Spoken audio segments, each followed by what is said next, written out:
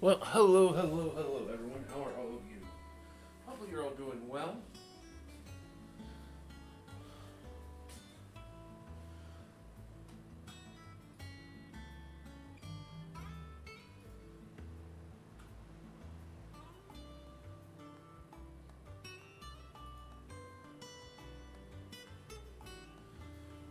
You'd think that more than likely Clive would get a break after all he's been through so far, but it doesn't look like he's getting it.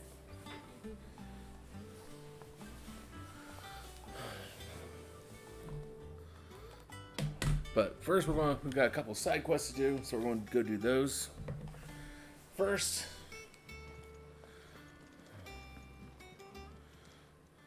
Oh, I wasn't expecting you back. Come again. I may have more for you. Clive! Anything catch your eye?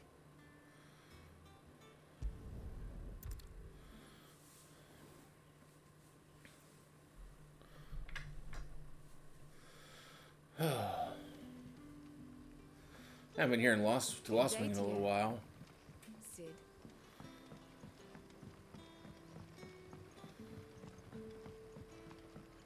The crystals. Are we actually digging new cellar? Ah, Clive. Your timing is exquisite, as always. I have a concern which you may be able to assist me with. Go on. There are whisperings afoot of shadowy figures having been sighted outside the village. Rustlings in the undergrowth, suspicious noises. My people fear that they are being watched. It may be no more than a surfeit of nerves, understandable in the current climate, or it may be the prelude to something altogether more dangerous. Given what I hope you'll forgive me calling your nose for trouble, I wondered if you might investigate. Of course. Of course. Excellent. You might begin by speaking with the good citizens of Lostwing. Listen to their tales, and make what you will of them. All right. I will.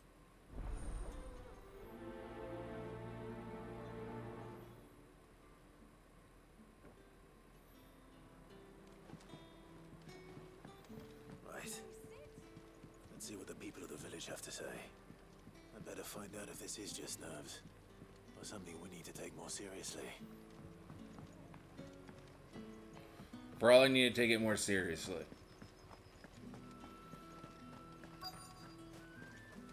Where it is, the Black Shield stuck a hand to something. Excuse me. Quentin mentioned strange figures having been sighted near the village. Have you seen anything?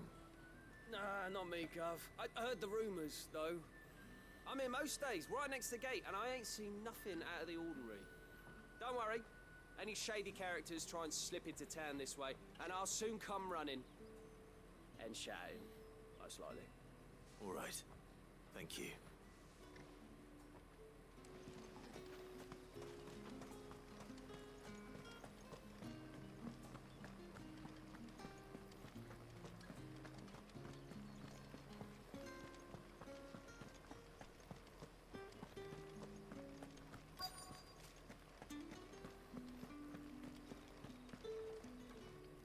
Do you have a moment? There's talk of suspicious figures in the woods. Have you seen anything out of the ordinary? No, but I've heard something. Sound of scraping metal, like someone sharpening a sword. Where was this? In Lorbert's Pass. Was out foraging for herbs when I heard it, screeching out from between the trees. Ran back here as quick as my legs would carry me, and I ain't been back since. I see. I'll look into it. Thank you.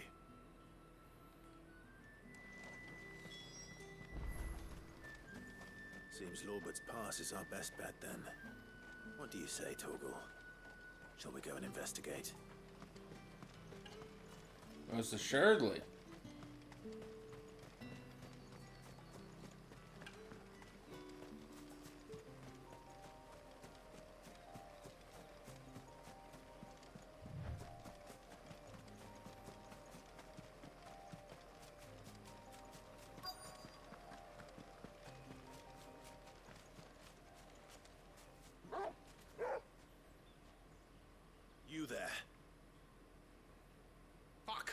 seen us.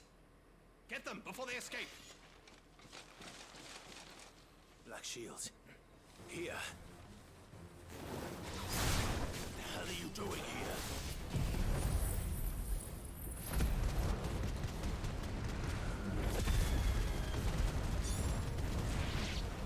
What is it to you? Not that we give a damn. All that matters to us is that you don't leave here alive. Over here!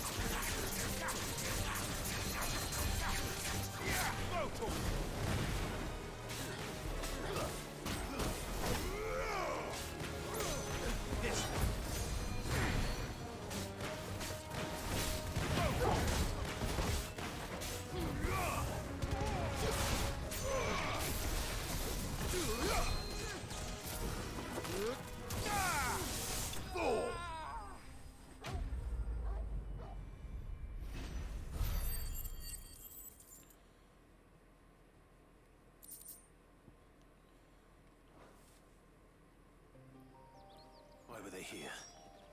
Are they planning an attack on Lostwing? I need to warn Quentin.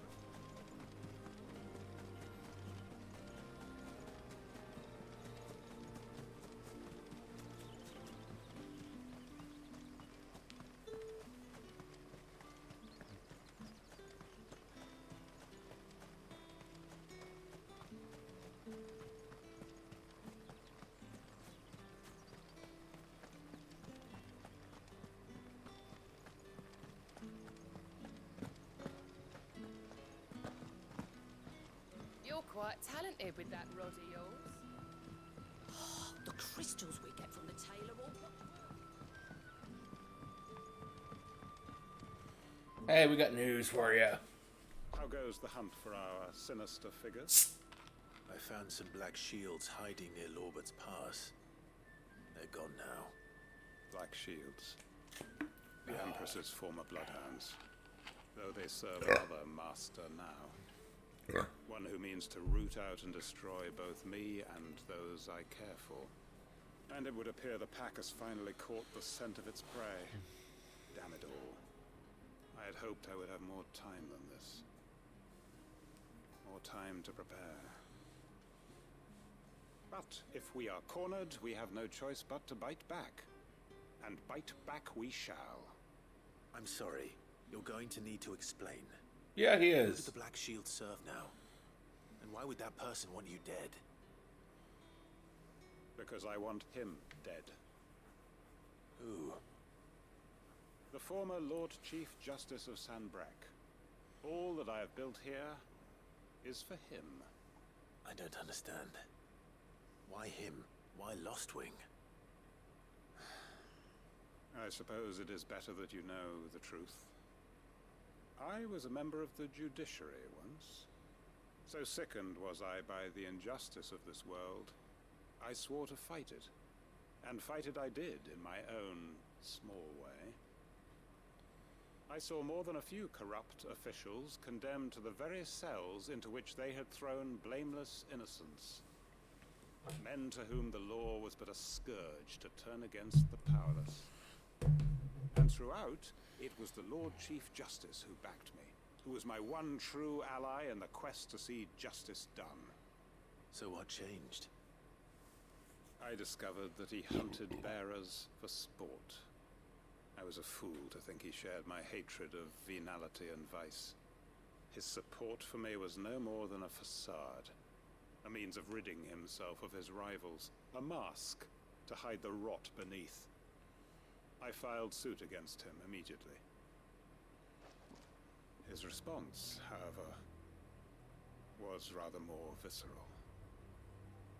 He had my entire family slaughtered, and he faced no punishment whatsoever. I lost everything. My loved ones, my livelihood, my position, the faith I had once held that any modicum of justice might be achieved through the courts. So I set about enacting my own. I tracked down every soul who served him, and slit their throats myself. Oh, holy But shit. the man himself proved an altogether more difficult target. With money and power come protection. And so I saw that I would need an army of my own. I came here to Lostwing and began recruiting like-minded individuals. And everyone here knows this is why you do what you do. Of course. They too have lost loved ones to the bearer hunts. Seen faultless friends sent to the gallows to spare the guilty. All under the watchful eye of the Lord Chief Justice. Our wounds are the same. And our cause is the same. We are comrades. And our revenge is already in motion.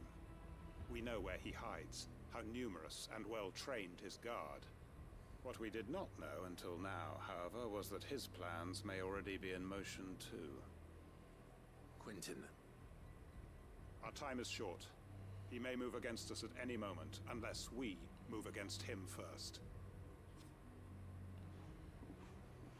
My friends and comrades, it begins. Make ready for war. Oh, this can't be a good thing. But as it's over, is there immediate follow-up, or are we going to have to wait till later to learn what's going to happen here in this?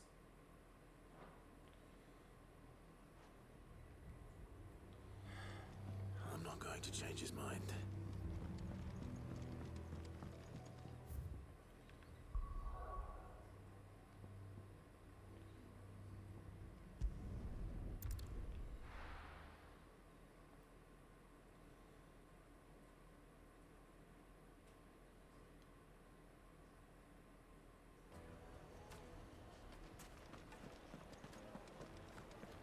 The finest fabric. Take a sniff, good sir.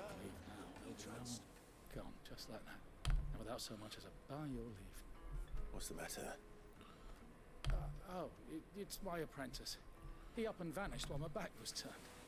I'd go and look for him myself, but I've got a bakery to run. A bakery that's now short one pair of hands. Loath though I am to rely on the kindness of strangers, I'm at a loss. Please, will you see if you can find him?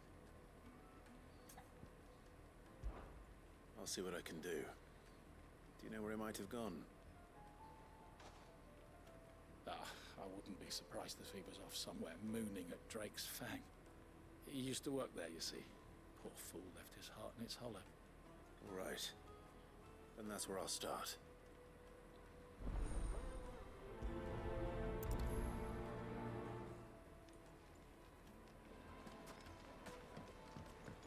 Oh, where did all the men go? Plates and pots! Long ways to travel to get there.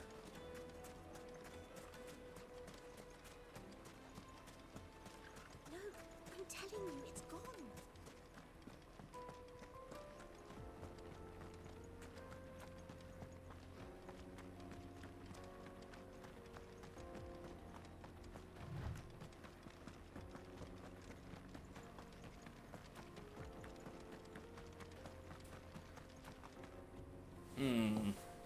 Why does that look way too whited out?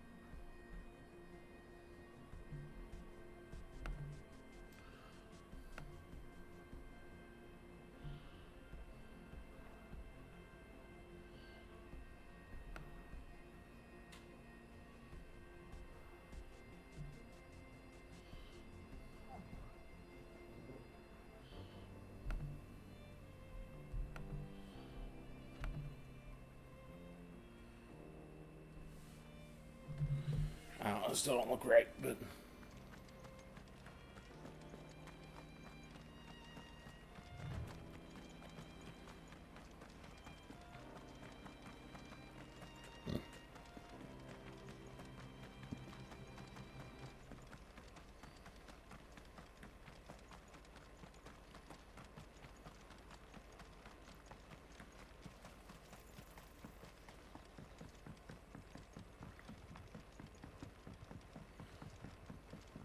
I'm also trying to view it in a look at it in the small ass preview window.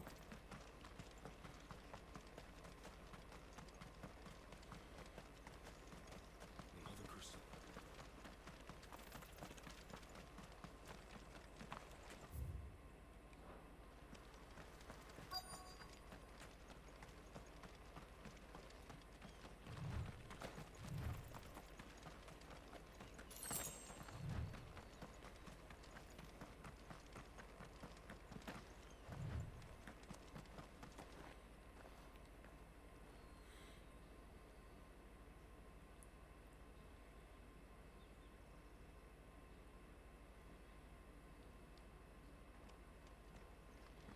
Excuse me. What do you want? The baker sent me to find you. I am a sorry, selfish sod, aren't I? Certainly not a baker. Master must have ruled the day he took me in. Time was the sight of the fang used to calm my nerves. Now look at her. I take it you missed the Mother Crystal. I hated her, but she was all I knew. Worked her mines for years. And when she shattered, part of me shattered with her. I had to trade my pickaxe for a rolling pin, but I'm no good at baking. Every loaf I touch collapses. My bread's as hollow as I am. She was the only thing that could fill the hole inside me. Oh, I loved her, damn it. But now she's gone. She's never coming back. What am I supposed to do? I ask her. How does a shell of a man learn to live again?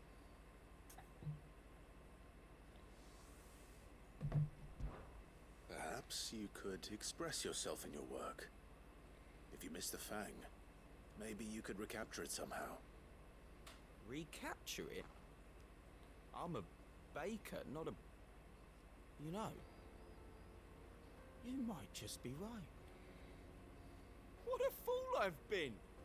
I have to get back to the bakery right away. Thank you! Thank you, my friend! You've opened my eyes! Wait.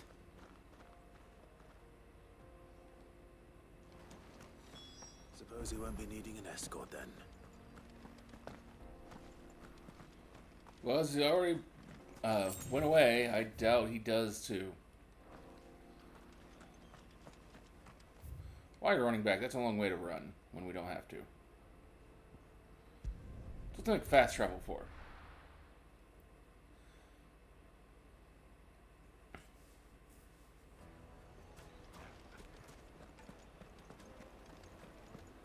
The finest The most fragrant herbs and spice.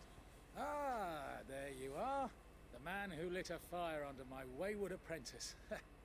Though I worry you might have stoked the flames a little too high.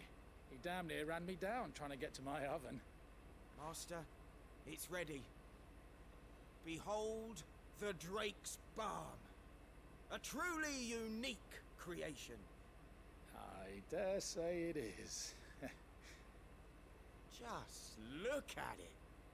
A perfect likeness of the Fang herself. Her steeple peaks, her fulsome spurs, her inviting hollow. True, my loaves collapse more often than not, but what's the Fang without her crater? Why, no Fang at all. And look, inside. She's filled to bursting with a bounty of beautiful crystals. Salt crystals! Master, I have found my purpose. I must use my work here to preserve the memory of the Fang. Well, if it tastes half as unique as it looks, I'd certainly say you're onto something. Not only is my apprentice back, but he's finally pulling his weight. With any luck, I might even have a new delicacy on my hands. I don't know how you did it, but you have my thanks. You're welcome, I guess.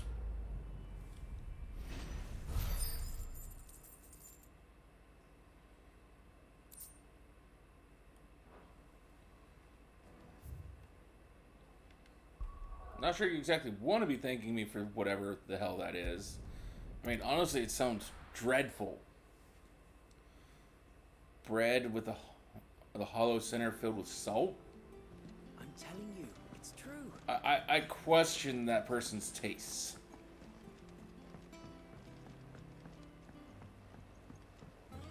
We're seeing troops amassing at every door.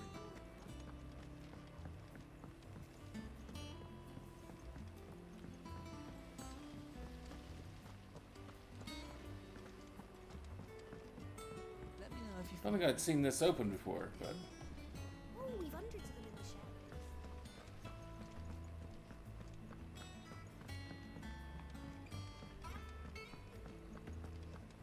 Think Mid might need some help.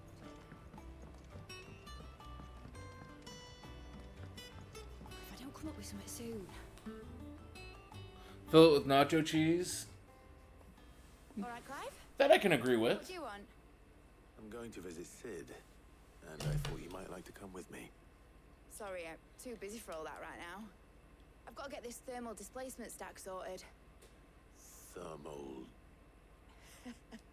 Displacement stack. Here. And this is for... Only the fastest, finest ship the world has ever seen. The Of course, Enterprise. it's the Enterprise. Me and my dad designed it together. Where other vessels rely on the fickle winds to drive them through the water, ours is fitted with mithril engines. And those things have got more push than a behemoth in a bad mood, and more heat than all the hells put together.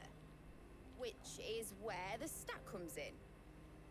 I may have already talked some tight-lipped shipwrights into putting the hull together for me in a little dockyard in Canva. But the stack's a bit more involved, so I'm building it here. Thing is, it's so involved that I'm running behind and it's starting to hold things up over at the shipyard. I'll come and see my dad, though, when I'm done. Whenever that is. Is there anything I can do to help? Good old Clive. I were hoping you'd say that. First things first, I need some parts meching. The stack will be made up of 3 major components. There's the plating, here, that channels hot vapors away from the engine. The helm over the top, that disperses all that heat into the air. And the shielding around the sides. That stops the rest of the ship from going up in flames. A full suit of armor, then. Probably best to take it one piece at a time. Then you'll need to start with the plating. Everything else fits onto it. I've got the designs and the list of materials here. Show these to Blackthorn. They'll know what to do. I can't make head nor tail of them. Luckily... Yeah, but the drunk blacksmith probably can. But, on the note of nacho cheese, I saw where Doritos had made a nacho cheese dip. And oh, is it good.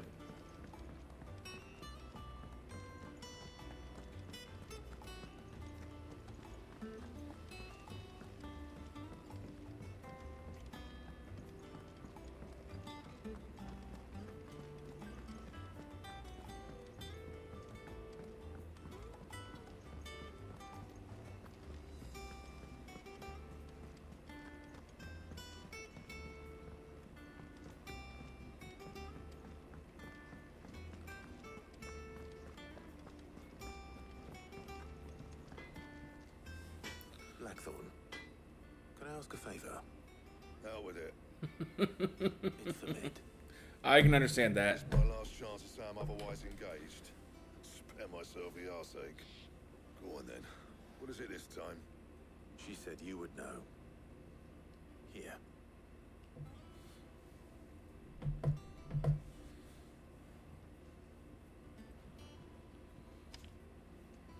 Krieger's Teats.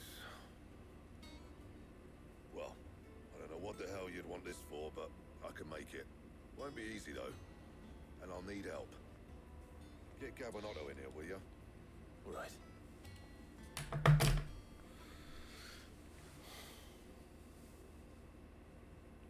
Oh, here I thought I was going to have to move and go get them.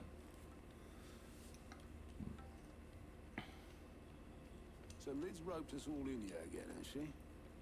Typical. Still, if that's what it takes to get her to visit Sid's grave, I'll do what I can. And, what is it we need to do, exactly? Take a look at this. It's this plating. The usual saw grade steel won't work. We need something that can get very hot, very fast, and still keep its shape. That means an alloy. Something that won't break or buckle at the temperature she's talking about. Which is where you lot come in. I need materials, and I've got my work cut out already. You'll have to fetch them. Now, there's a special kind of sand I'm after that you can only find out in the Velcroy. Stardust, they call it. As for the rest of the stuff, my usual supply should have it in stock. It just needs buying and bringing back here. Well, we'll get it done quicker if we split up. One of us should probably give you an hand collecting the sand. You should have come by last night towards the end of the stream. There was one hell of a cool boss fight. Well, make your minds up who's going where, we can get this over with. Probably one of my favorite boss fights in any game ever.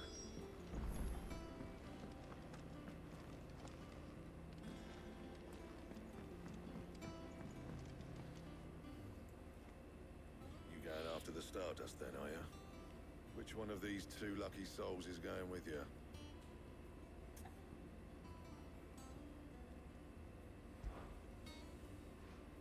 Gav, you're with me. Oh, yes. Absolutely it does. All right, then. So, where do we find this Stardust stuff? There's a river that runs through the southern reaches of the Velcroy. It's the black sand that washes up on its banks that you're after. Southern reaches of the Velcroy, eh? That's down past Dalamil. It absolutely has a lot of Game of Thrones Place vibes. out. See about hiring us a wagon to bring the stuff back to. All right. I'll meet you by the river. While you're off having a paddle, I'll pick up the rest of this stuff from Blackthorn's supply. Take care. You two, eh? Don't go letting them fleece ya. Fleece me? I'd like to see him try. In your own time.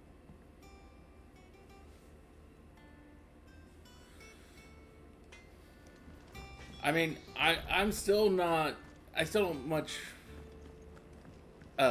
like the aesthetic so much, but the story, the graphics of this, just absolutely amazing.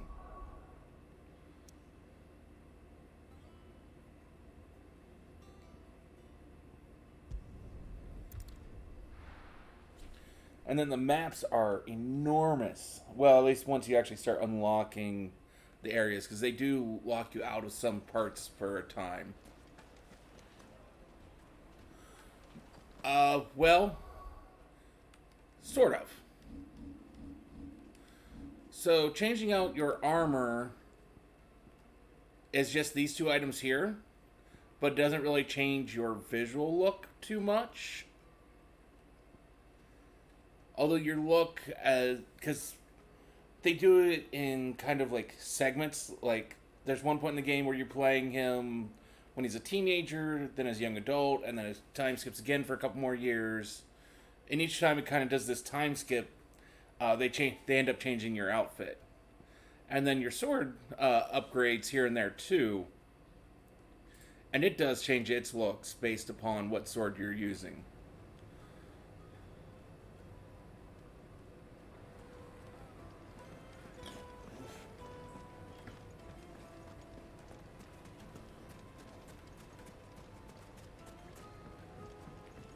Right now on the stage of the game, this is what the armor more or less looks like. So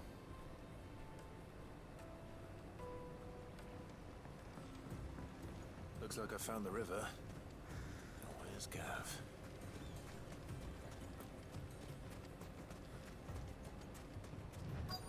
And your constant companion is always pretty much is Torgal, the Frost Wolf.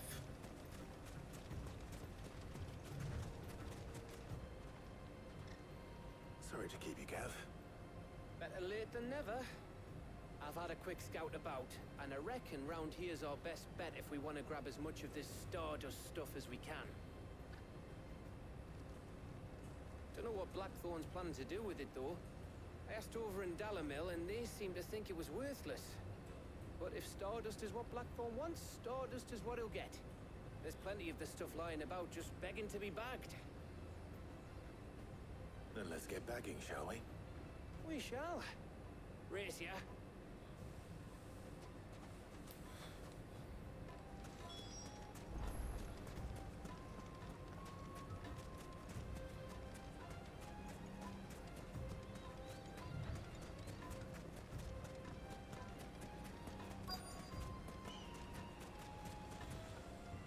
I don't think Jon Snow could beat this guy, though. So this is Stardust. That and Clive is far more buggered than Jon Snow.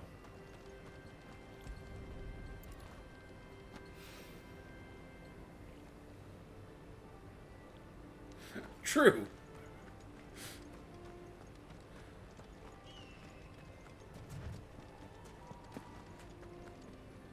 But even without being turning into a primal, he still has his magic from his gift of the Phoenix.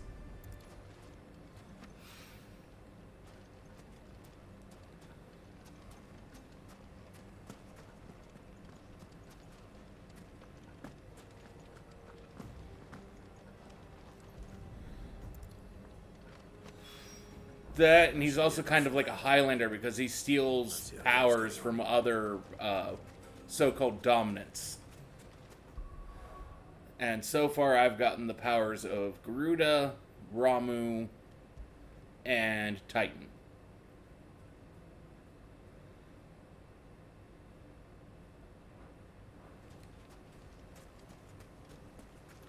Odin is in the game, but I have not acquired his powers yet. Odin and Bahamut both are two more powers I know are in the game that I can get. You finished? How much did you get? Enough. Theoretically, I believe there's a total of 8 that I theoretically could get.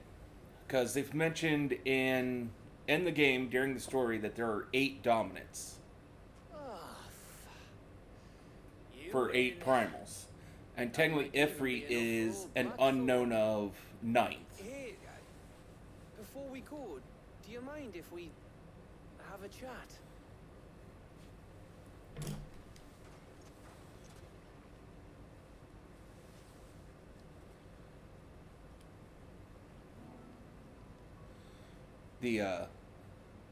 The Odin dominant is very integral to the story, so I figure I'm not going to get his powers, so I get further in. You know, man to man like.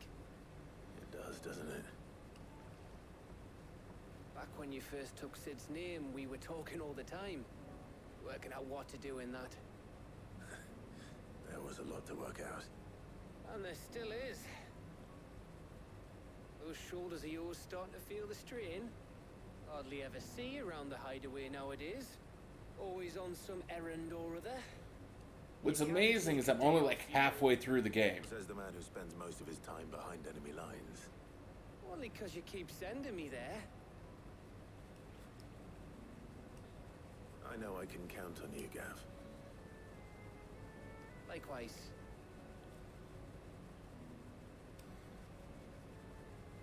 So you keep sending me wherever you need to, and I'll keep going. But for Safe in the knowledge that I have a home to come back to. for title of evil bitch, Clive's mother puts Cersei completely off the throne, like 30 miles away from it.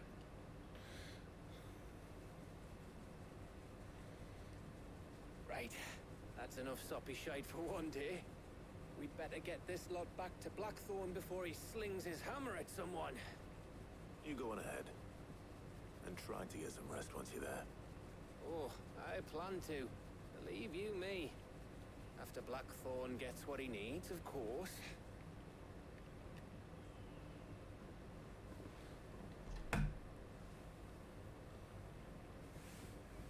Right. Ready to go home, boy? Okay. So, you haven't seen most of this game. His mother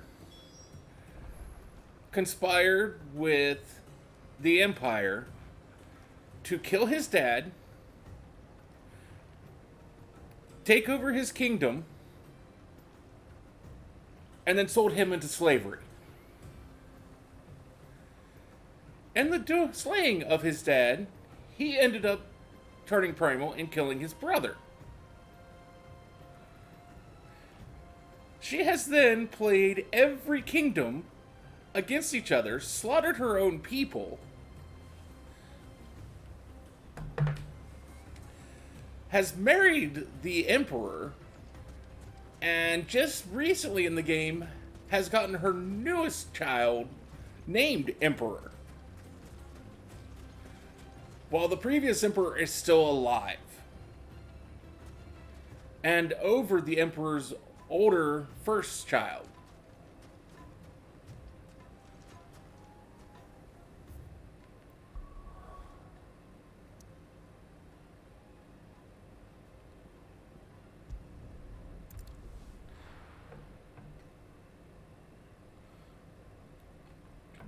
Has got the Emperor convinced that his first child's actually conspiring against him.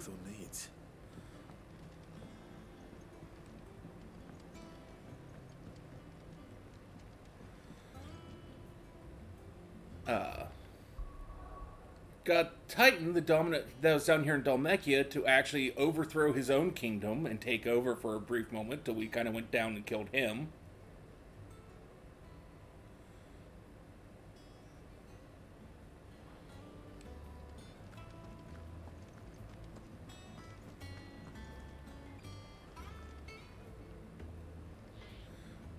So for overall evil bitch, she puts Cersei to shame.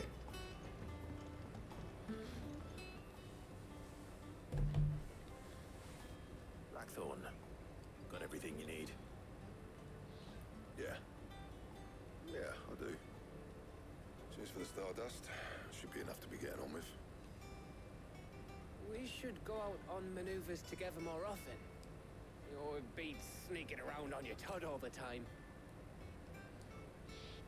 I'll make a start on putting this thermal plating together then. It will take some time, mind.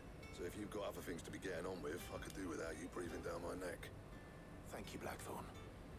I'll let Mid know construction's underway.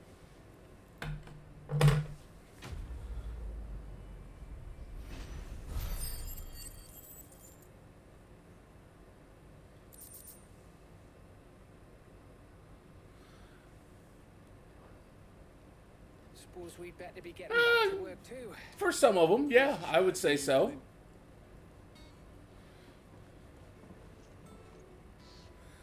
They've thrown in a lot of other elements too. But yeah, they've definitely taken some Game of Thrones characters and amped them up to 11. Like I said, for his mother, they're like, okay, let's look at Cersei. She's maybe a 5. Let's turn that crank up.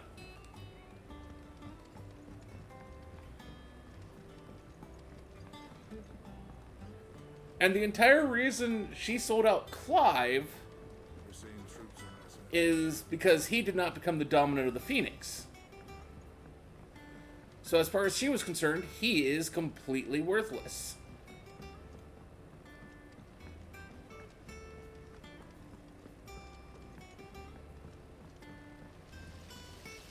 Didn't even notice this area before, but glad I just did, because there's a chest I missed.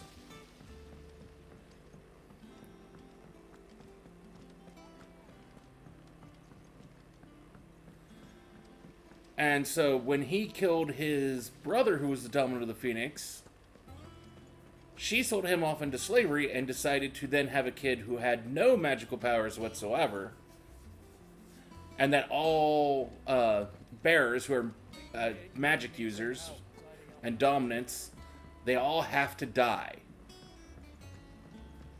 So as they cannot possibly put her newest child off the throne.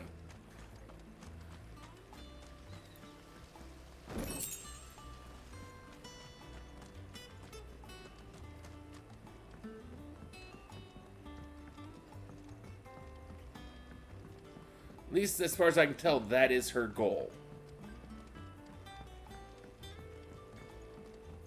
If I don't come up with something soon.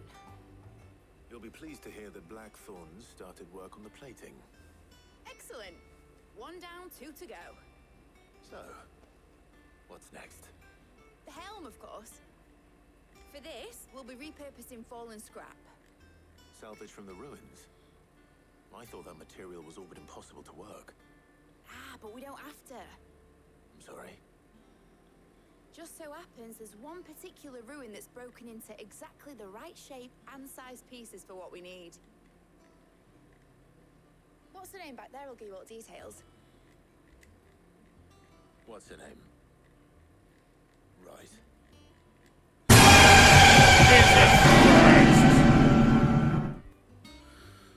I'm going to guess that's Karai.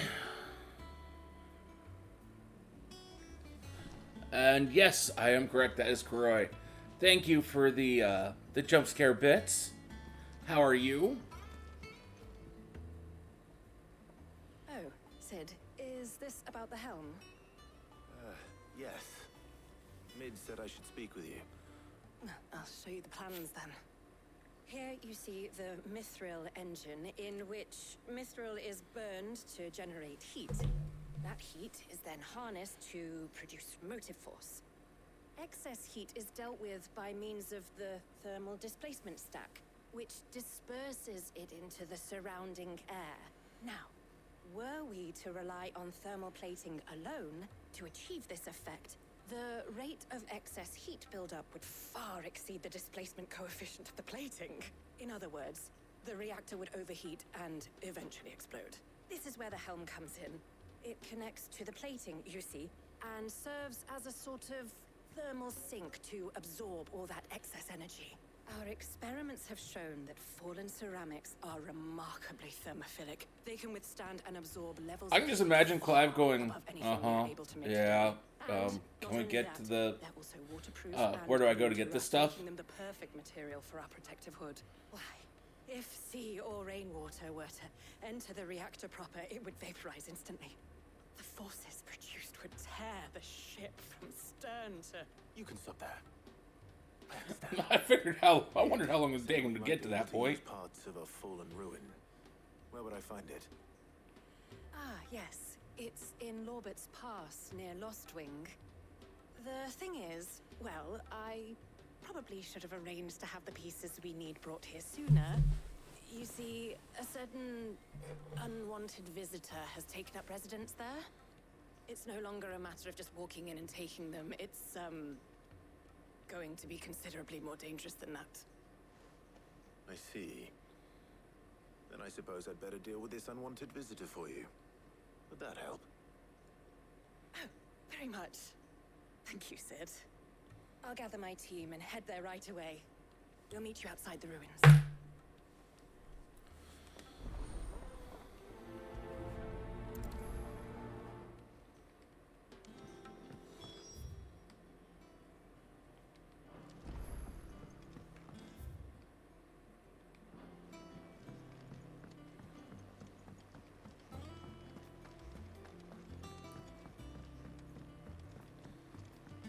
I mean, I love the fact that they do try and go to some extent into like the scientific detail of how these things work.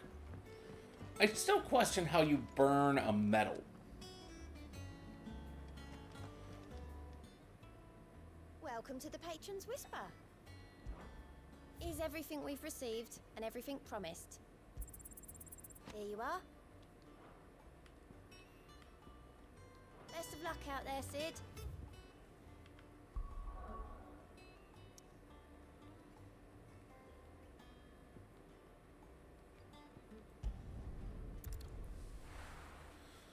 But I do find it very interesting overall. I'll be taking you all to a storehouse in the Bales. Leave anything you don't need behind. And that's probably from the consequences of what we found out during that side quest.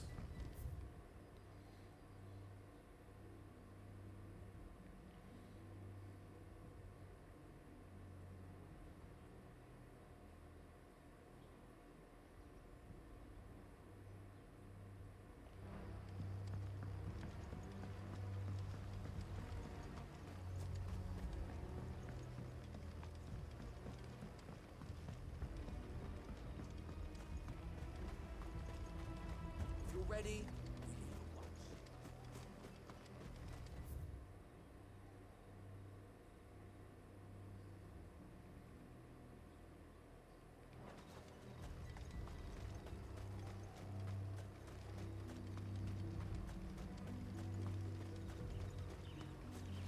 This is not the right way.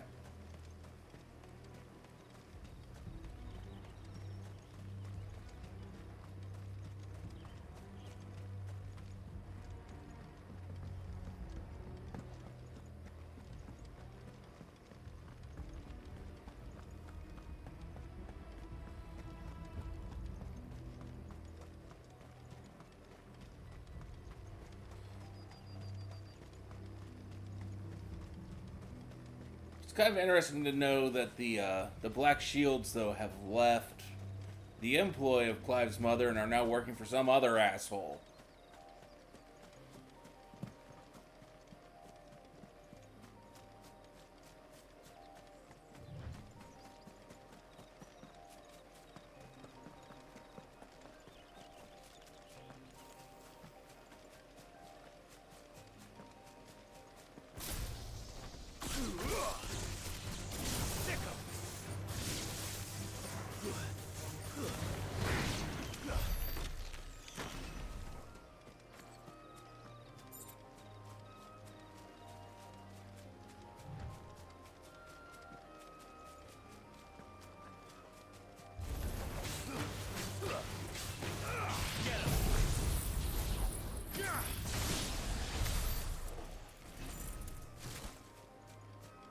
I like that.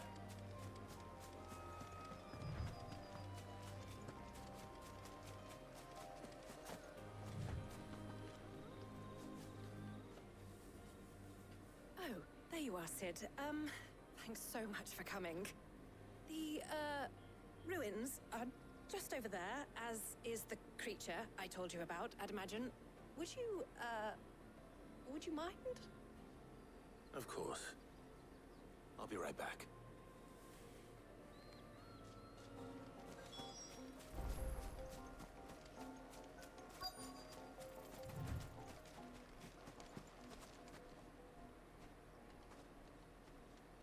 Anybody home?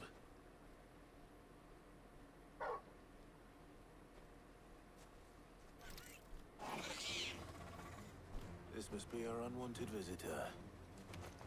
Time to go.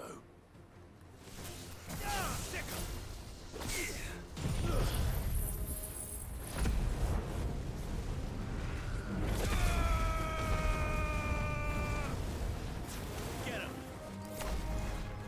Over here! Get him!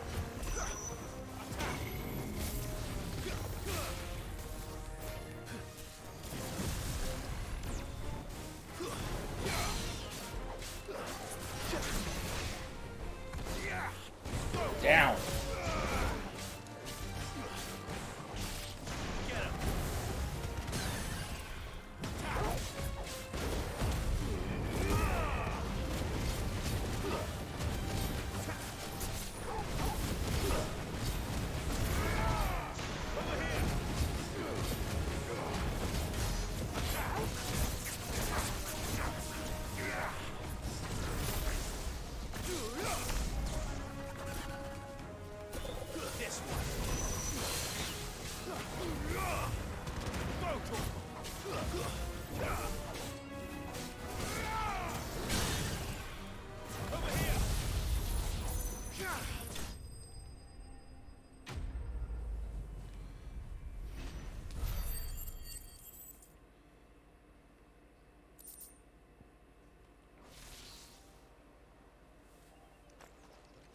things I do for you, Mid. Sid! Oh, thank goodness you're safe. You shouldn't have any trouble now. Indeed. Well, don't let us keep you. We'll, see that everything is transported safely back to the hideaway. All right. I'll let Mid know you're on your way.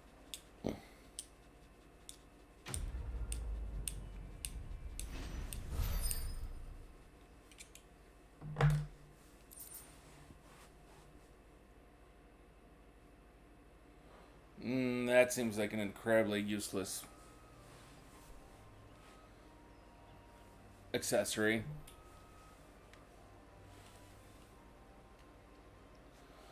You're finally able to play 16 again? Well, I mean, why were you not able to play 16?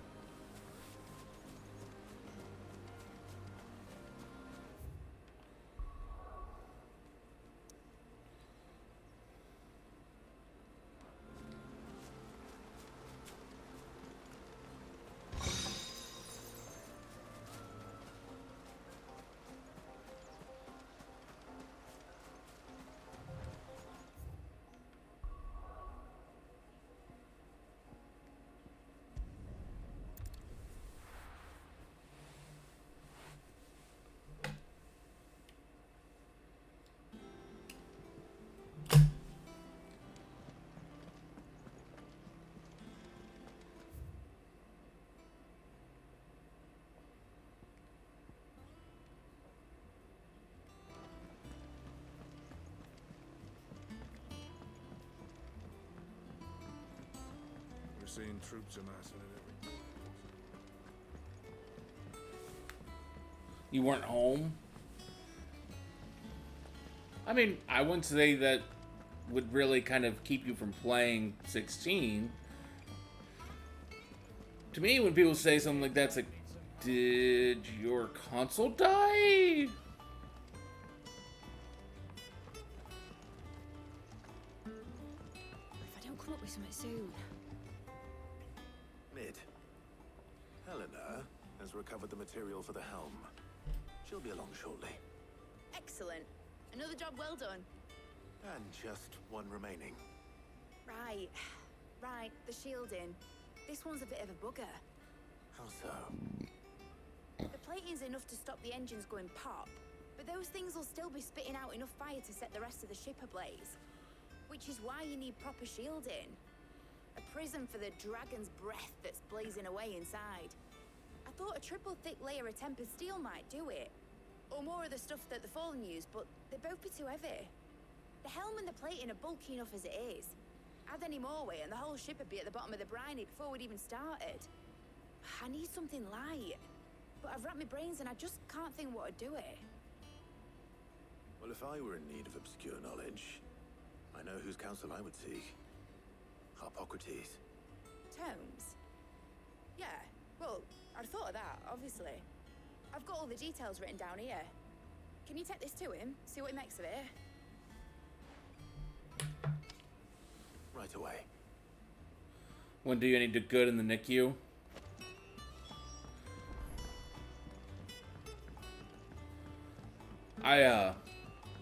One of the hospitals I worked at down when I was working down in Athens. This was years and years and years ago. They had, I think was an Xbox they had set up in the waiting room. It was all kind of locked off, and they just had a couple of games loaded onto it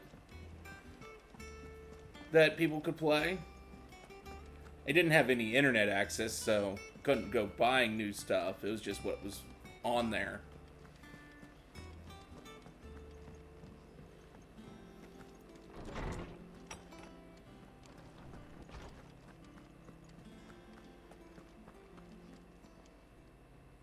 Harpocrates, do you have the moment? For you, Clive? Always. Well, actually, it's for Mid this time. Could you take a look at this?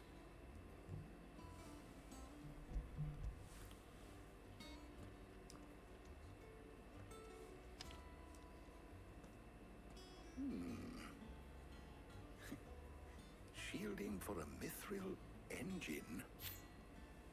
Whatever will that girl think of next? What are these notes around the edges? She has some specific requirements for the materials. The shielding needs to be able to resist extreme heat on the inside, and yet remain cool enough on the outside not to set the ship alight, while also being light enough not to sink it. As you can imagine, she's struggling to find anything that meets her needs. I see. I wondered if you might know of a solution, or if you might be able to search the records for one.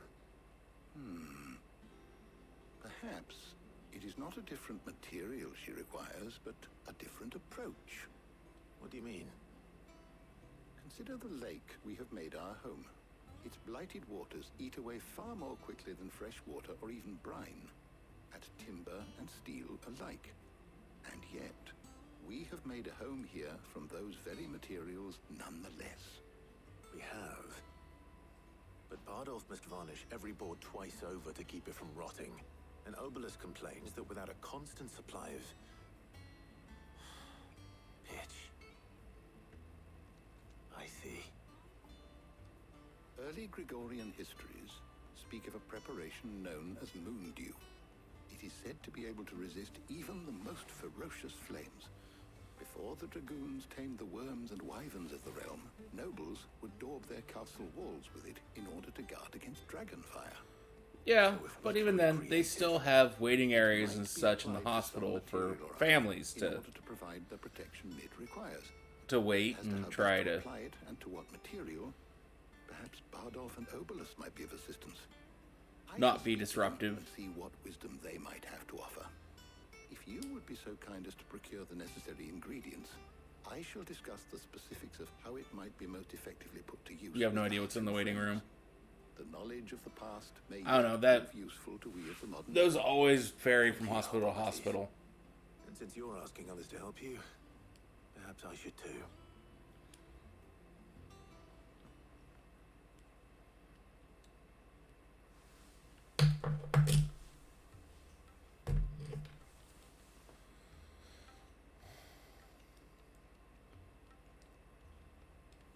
So you need a hand, do you?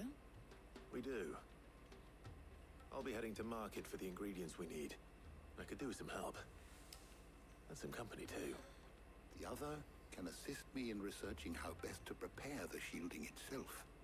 Can we count on your aid? Always. Well, if Jill's game. Thank you. I am sure either of these fine young minds would prove indispensable in my research. I leave the decision as to who will go with whom in your capable hands, Clive.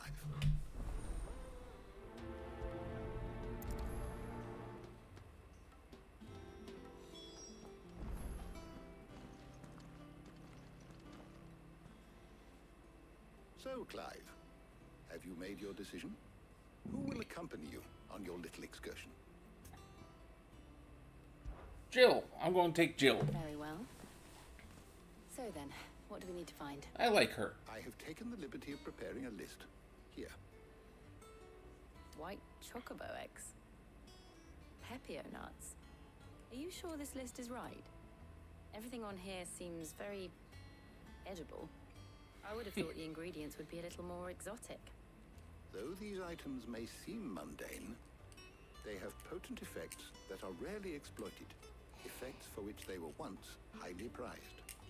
So much so, in fact, that they were harvested almost to extinction, hence moon dews having fallen from favor. Now, of course, they can be obtained with ease. You should be able to find everything you need at the market in Northreach. Is that so? I've been meaning to visit Northreach anyway. I'll set out now. Join me there when you're ready. I will. Until then.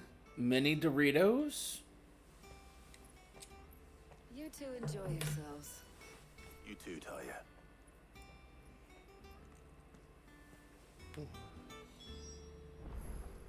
Bunch of tiny cool ranch Doritos and Pringles can. I've never much cared for the ranch Doritos. I mean, I'll eat them, unlike some of the other flavors, but they're kind of a, well, with there being nothing else, I guess we'll go with these.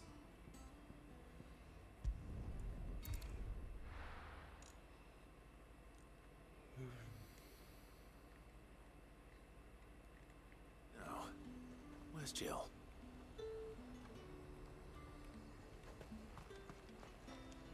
And what can I do for you?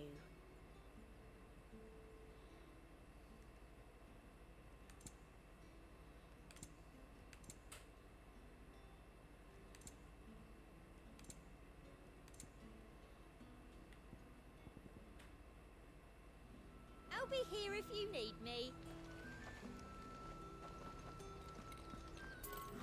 Slavers. There's talk at the glass gate. All anyone ever wants. Fresh cuts! Up! You'll not find a... Are those Pepio nuts? How goes the hunt for ingredients? I've only just started. I'm sure everything we need is somewhere amongst all these stalls, though. Why don't we split up and see? We'll take a couple of ingredients each. All right. What am I looking for? How about you look for the Pepio nuts and some garlic? I'll find the other things we need. We can meet by the gate when we're finished.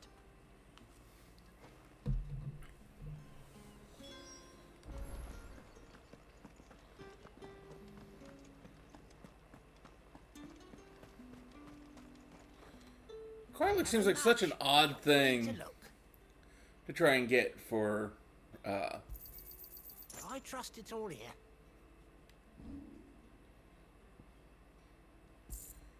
for making some sort of heat shielding. You're always welcome here in Lostwing.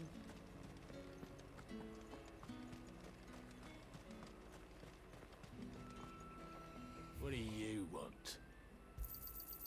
And thanks for nothing. That's everything. Let's see how Jill's getting on. Keep them pilgers nice and chilled.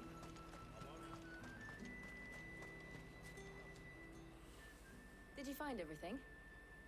I did. Now see, Yeah. those and the spicy nacho, especially the spicy nacho, are my thing. I cannot get enough of the spicy nacho Doritos. Garlic and Pepio nuts. They have just the Now, perfect all amount that of remains is spice for to Hot Pocketers flavor somehow turn ratio. all this into what Mid needs to keep her engine cool.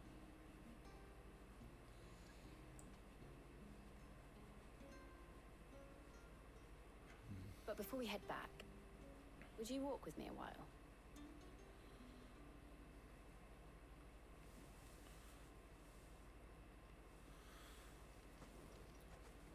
And that's fair.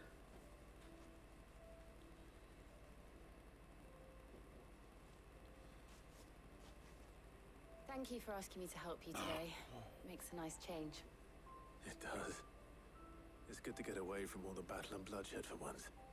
Just being here reminds me of when we were children. Do you remember walking down Market Street in Rosalith, taking in the sights and smells? How could I forget? What with Torgal's antics? Remember how his nose would prick up at the scent of sausages? He'd go racing away and we'd have to go running after him. Wouldn't catch you now, would we, boy? Was there anything you wanted to buy for yourself while we're here? There was, yes. Well, sort of.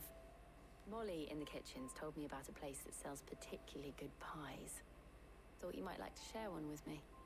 I would. Thank you. And I saw some bread. Torgal's looking awfully Big hungry white at that pots bread. like the baker back in Rosalith used to make. What do you think? I thought we might get some soup to dip it in. But then I tried a slice of the butcher's dry cured ham and it was just... oh, You're right. sorry. It's just... you're right. I really do feel like a child again being here with you.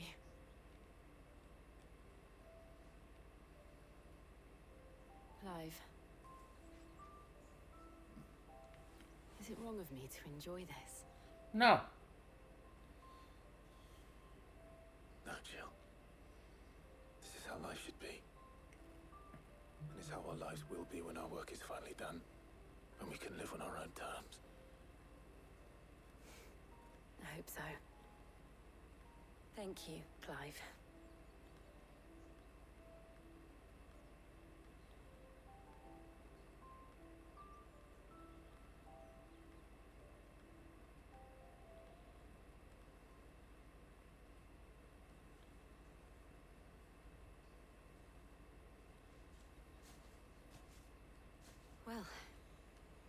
suppose we best be getting back. I need to give these ingredients to Harpocrates and Talia. I'll see you at the hideaway. Take care. I will. You too.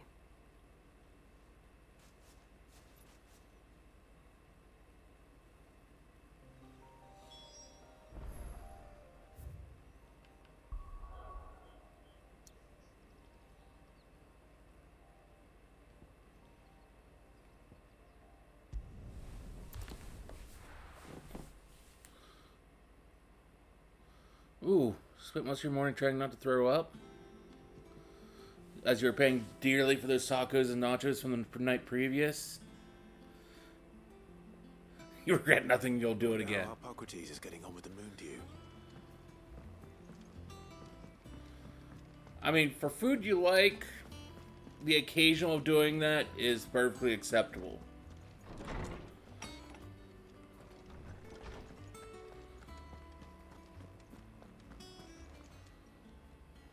How's work on the shielding progressing, Harpocrates? Well, very well indeed. And thanks in no small part to your kind assistance. I was just explaining to Talia how we might best go about preparing the moon dew. And now that we have all the ingredients, we may begin. You can count on me. I've mixed more than a few mysterious concoctions in my time. I'm sure you have. What about the shielding itself? Work is underway, under the watchful eyes of Bardolph and Obolus. Apparently, it'll be ready soon. Thank you. All of you. Right then. Jill, would you join me in the infirmary? Many hands make light work and all that. Of course.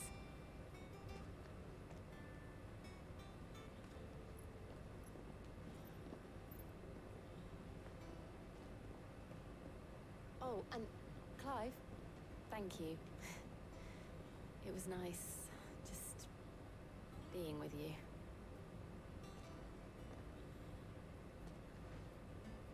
It appears our work here is almost at an end. A shame. I was enjoying playing the man of action for once. When both the shielding and the moon dew are ready, it will merely be a matter of applying the one to the other. Followed by a rigorous process of testing and retesting, of course. Perhaps someone ought to warn young Mid of that. Leave it to me. Thank you, Harpocrates.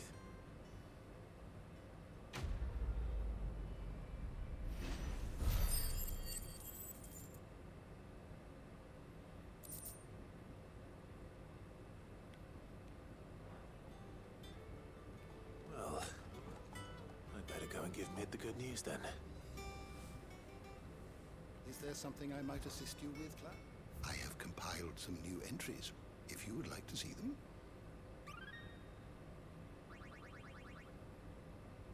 What subject shall we consider today?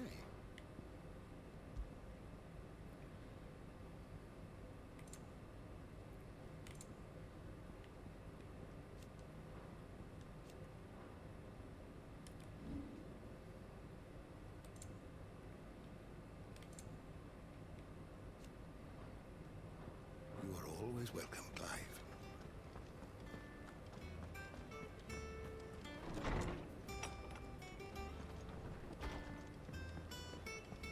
Thanks to Sid. Unread entries annoy me. Well, it's more the red dot on them annoys me.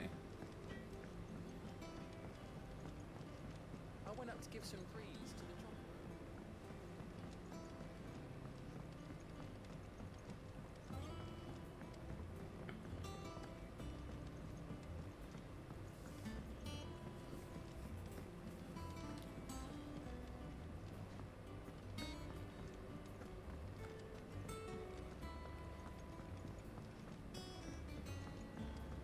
Editors started reading books that don't have any pictures in. Why would anyone want to do that? I have done it, Sid. I have learned all the letters. Every one.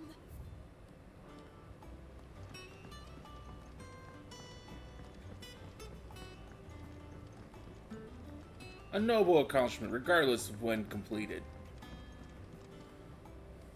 Sorry to keep you waiting, Mid. But you'll be pleased to know that work on the shielding is underway. You found something for it? manner of speaking. Hippocrates knew of a substance that's highly resistant to heat. A coating that should provide the protection you need. He's supervising the construction and testing of the shielding as we speak. Brilliant! I knew you wouldn't let me down. Don't thank me. I'm just the errand boy. Right then, better start working out how to bolt all these bits together. To the Black Hammer!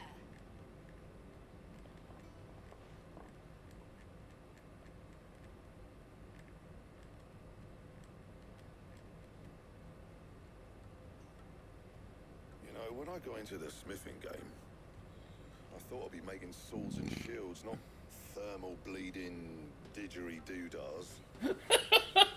Displacement stacks. Same difference. Whatever you call it, I ain't putting it together in here. It's cramped enough as it is. Let's take this outside. Mid, you get all the parts lined up on the deck. I'll take care of the rest. On my way. Oh, and bring me the biggest hammer you can find. This is gonna require some precision walloping.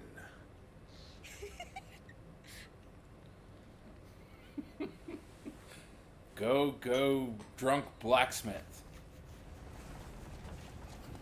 I should say grumpy drunk blacksmith.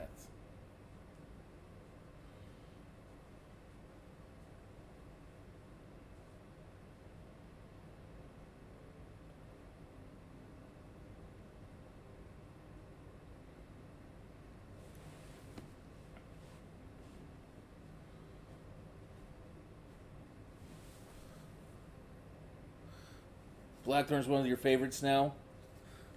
I've really enjoyed pretty much all the characters. Fuck for that. I'll be feeling my hammer arm for weeks. Thank you, Clive, Blackthorn, everyone. That's one down and just 3 more to go. I'm sorry. Oh, didn't I tell you? The Enterprise has 4 mithril engines, and we'll be needing a displacement stack for each. You don't mean... Don't worry. Now they've got a finished one to work off. My gang in Canva can build the rest. Good luck to them, I say.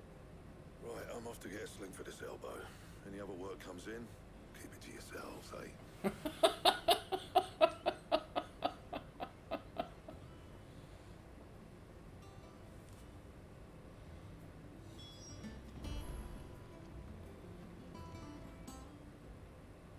What's the matter? Nothing. Just daydreaming. Thinking about the Enterprise sailing off over the horizon to shores unknown.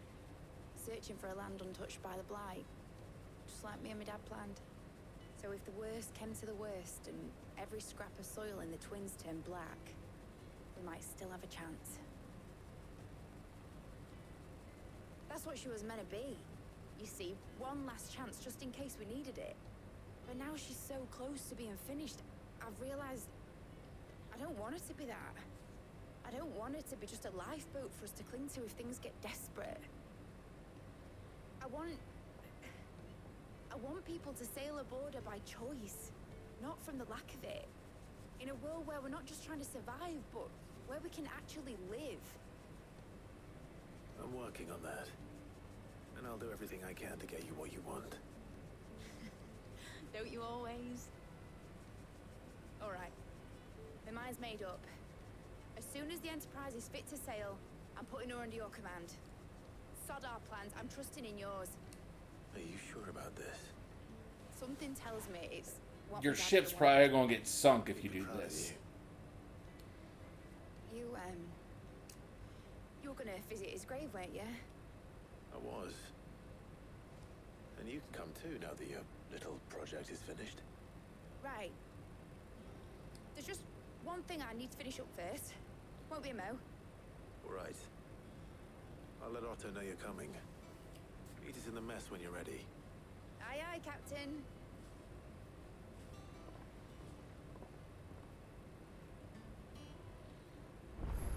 It told me she was building a ship. Really? That's a ship. Ah, there'd be a quest.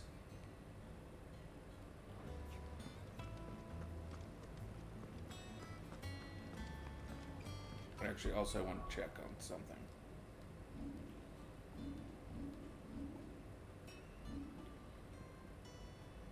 $31.40 is what I need to master that. Or not master, but upgrade it.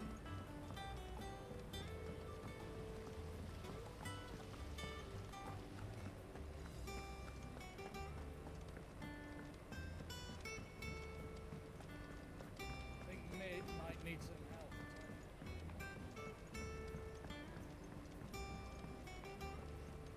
Well, here, Sid.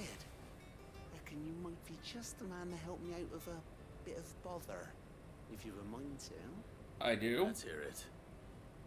Well, it's about this alembic the chief's got me making. Lovely bit of kit it is. Bung in a solution you want splitting, and it will separate it out, just like that.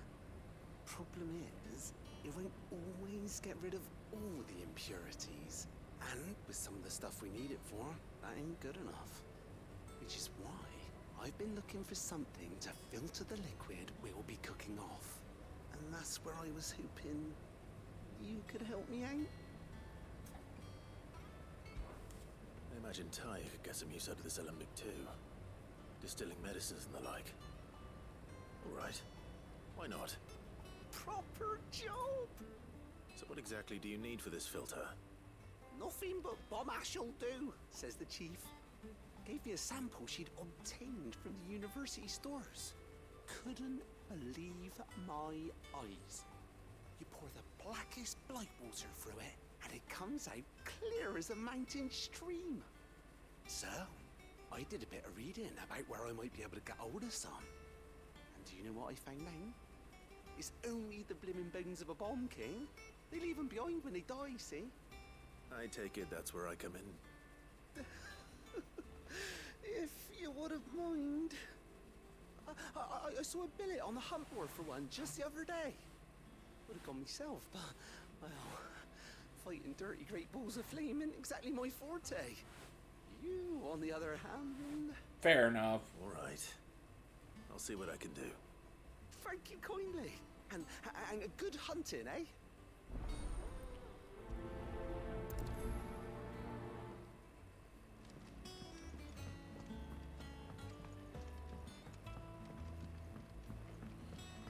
Oh, time to go hunting.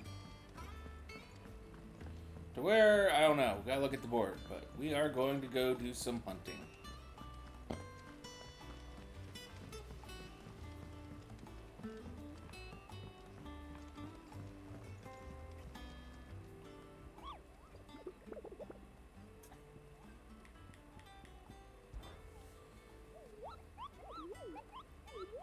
You mean the Iron Kingdom?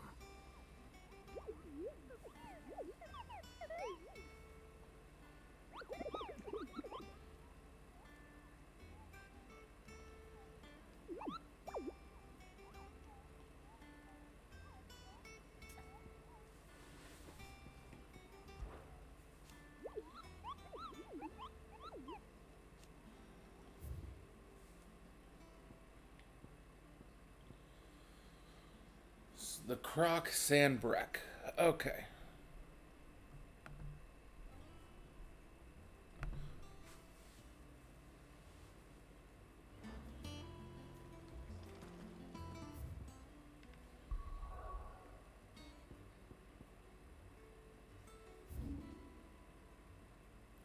The Cattery.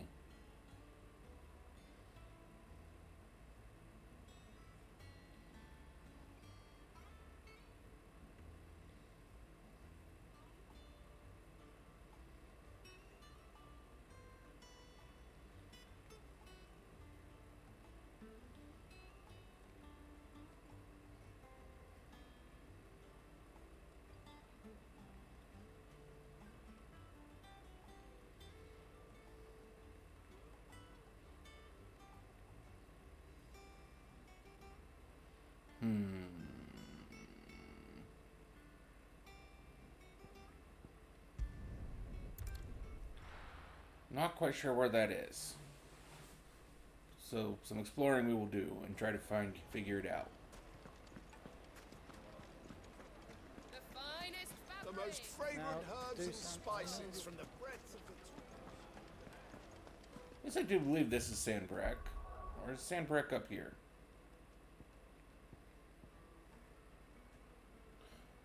Nope, I went to the wrong spot. That's why I'm not finding it. This is Sandbreck.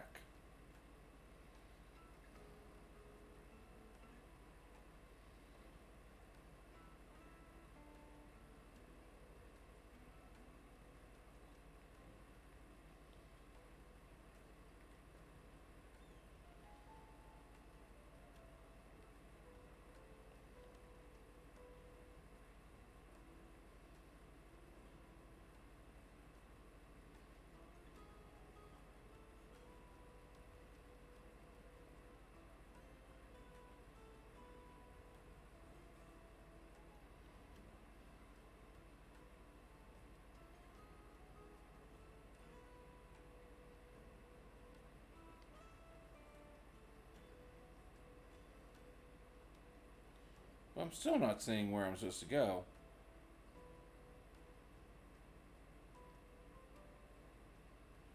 Maybe down here?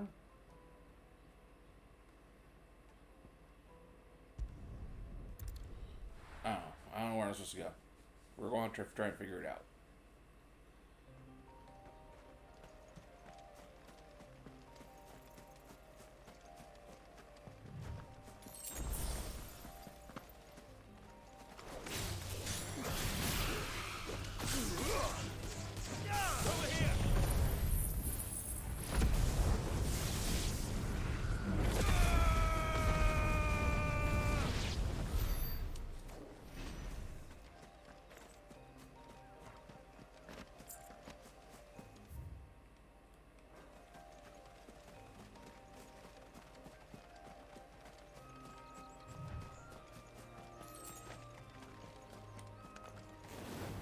No mistakes.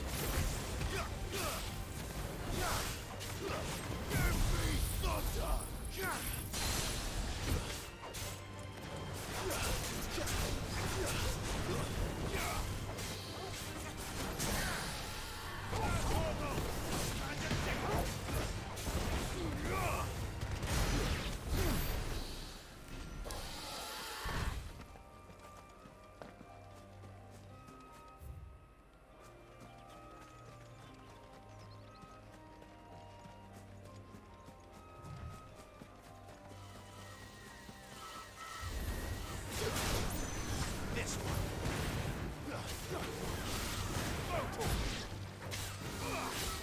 This one.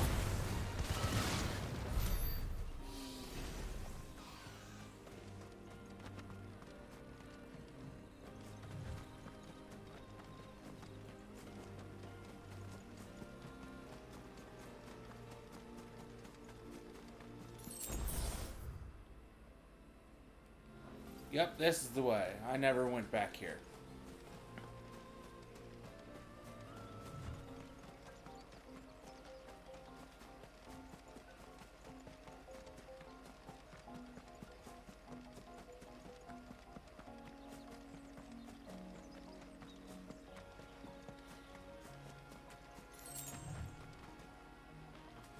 Kind of looks like there'll be a fight back in here some point, sometime. Just general shape of the place.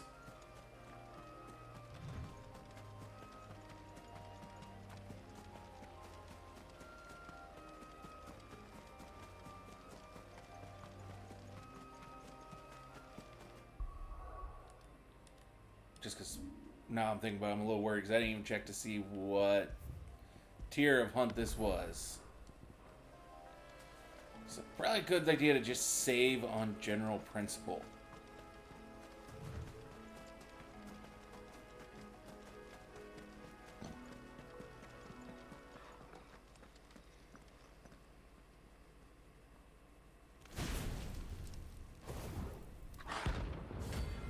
Oh, it's only a B rank.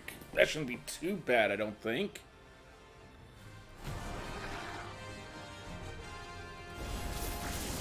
What we have here?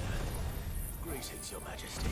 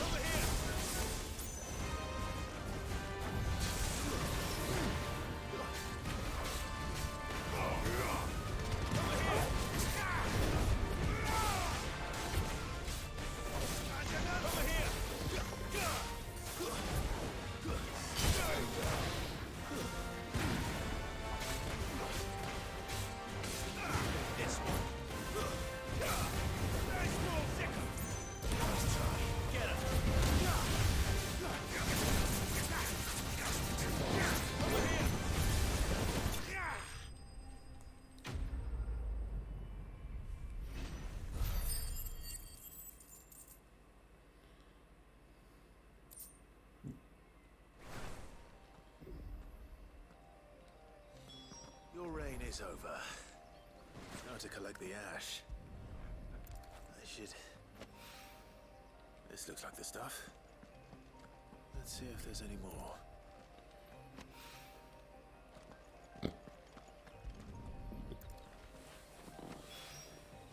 That should do it.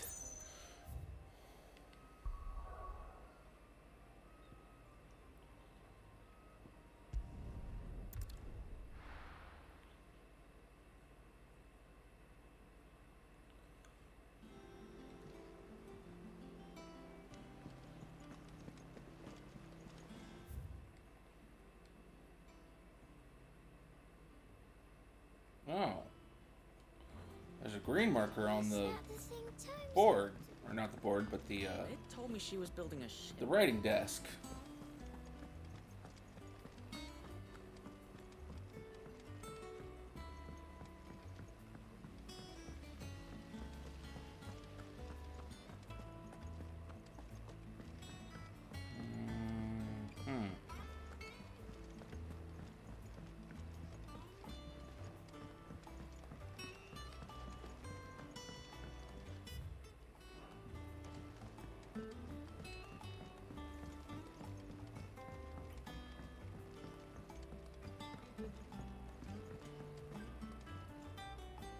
All right there, Sid?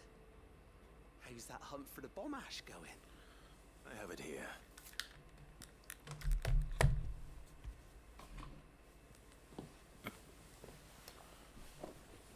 That's the stuff. And plenty of it, too. Enough to keep the Olympic bubbling away for a good old while. You're a gent, Sid. Let nothing say otherwise. Right then. Let's get this contraption up and running.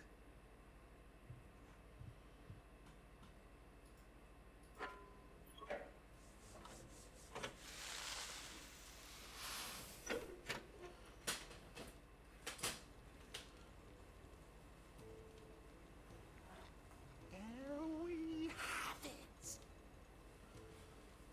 The Telemon Malembic. And it works just like the chief said it would. Very impressive. Says the man who cut down a burning boulder. Speaking of which, I still haven't returned the favor. There's no need.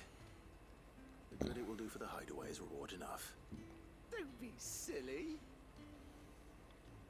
Why don't you let me take a look at that bag of yours? The one you keep your potions in. Reckon I could work some magic on that. What kind of magic? Carry more stuff is my guess. Happens to have isolated a substance in our test run of the Alembic that I reckon will make even the toughest leather supple as anything. Thought we might use it to breathe new life into old boots and the like. Save the hideaway a few gil. But I reckon if we slap a bit on your bag, it'll loosen it up enough for you to squeeze in a bottle or two more. Well, it can't hurt to try, I suppose. That's the spirit. Leave it with me. I'll only be a mo.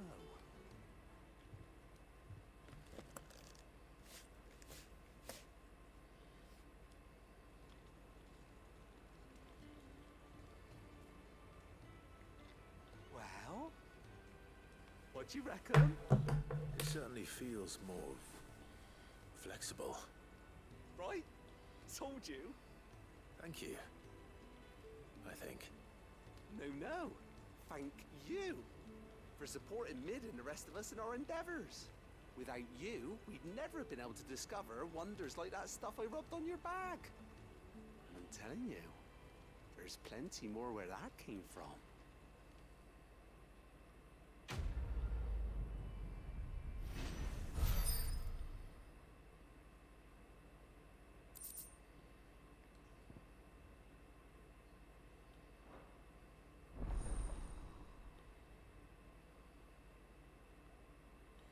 More potions is always a good thing.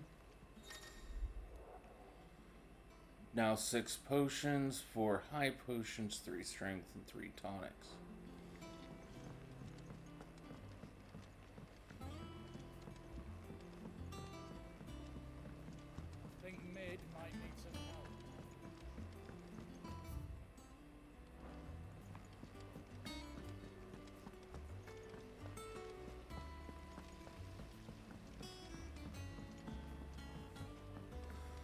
That'll be useful during boss fights and hunts. They told me she was building a ship.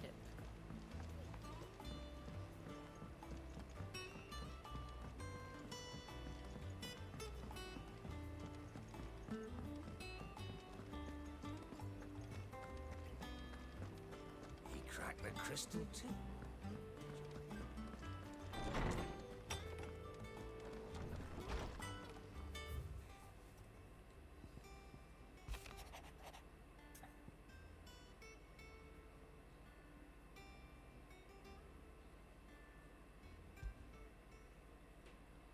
Trouble with the ledgers. Shouldn't he be asking Otto for help?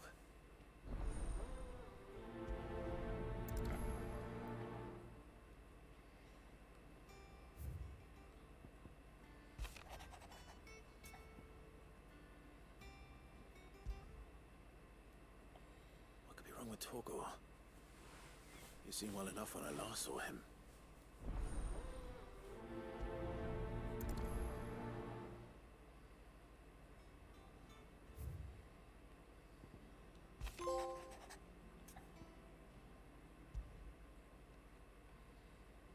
Hopefully it's nothing.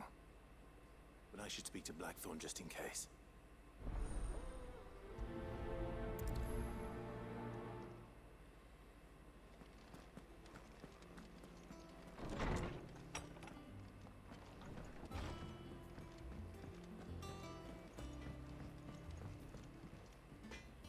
Just been doing errands all day.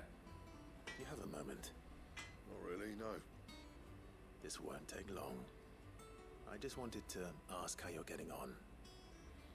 August was worried about you, that you might still be doubting your craft, even after learning the trick of that cuirass. Is there something else weighing on your mind? Perhaps sharing your thoughts might help. That bastard's like a dog with a bone. Still, he's got a keen eye, I'll give him that. He's just, well, Karen showed me something. Something I've never seen before. And that was? A sword. An odd-looking thing with a single-edged blade. The metal itself wasn't anything to write home about, but fuck me, the edge on it. You could slice a man clean in two with a weapon like that, and he'd be halfway home before he even realised he'd been cut.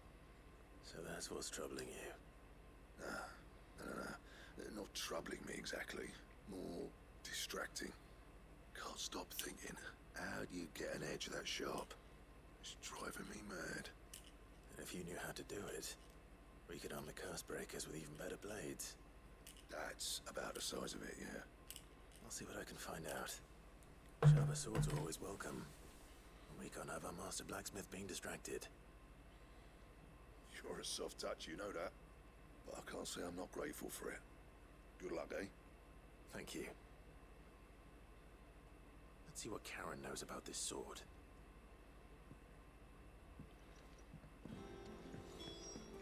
I'm gonna talk to her about a couple other things, so why not? I got your note. You think something's wrong with Torgor? So you can read. Congratulations. I didn't say I were wrong with him. I said something weren't right. He's not been eating me treats. He used to love cracking the bones from Molly's boiled brown, but now he won't so much as look at them. Didn't like him. Which is why I'm of a mind that his mind's on something else.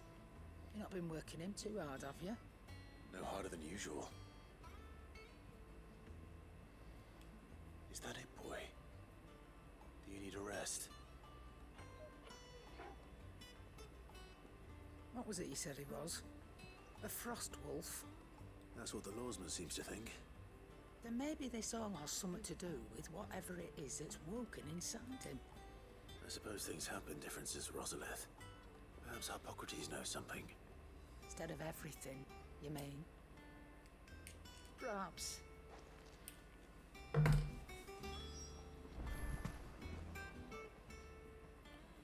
You're looking well, Karen. What do you want? How were they? I want to know about the sword like you showed her. Blackthorn. Single-edged and extremely sharp. Running around after him again, are you? I suppose I am, yes. but I need to help him find out how to work an edge like that. It's driving him to distraction. Little wonder, I suppose. There's not many like that make it as far as the twins, and those that do go straight into private collections, which made it nice and easy finding a buyer. Can you tell me who bought it? Where is it now? You think I tell people who my clients are? Suppose you're not likely to go nicking him off me, are you now? Fine. If you stop mooning at me like that. Lord Ignac's the man you want. Dalmekian bloke. Collects weapons and the like. And he's got more money than sense, which is why he's one of my favourite clients. Reckon he'll still be at the inn in Dalamil, where I left him. Thank you, Karen. Oh. And he's a touch eccentric. If you take me meaning. I appreciate the warning. Is it business or pleasure? I don't claim to know much about Frostwolves, but I expect Tones does. Claim to, that is. If you're gonna buy something, be quick about it.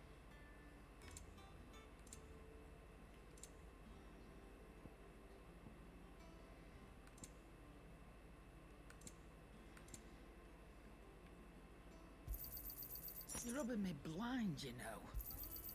You'll not find a better price than that. You're rubbing me blind, you know. Finished, are you?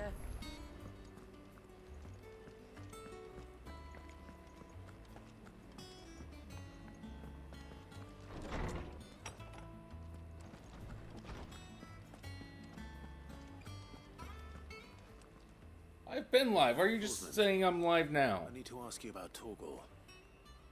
Something's not right with him. He isn't ill, is he?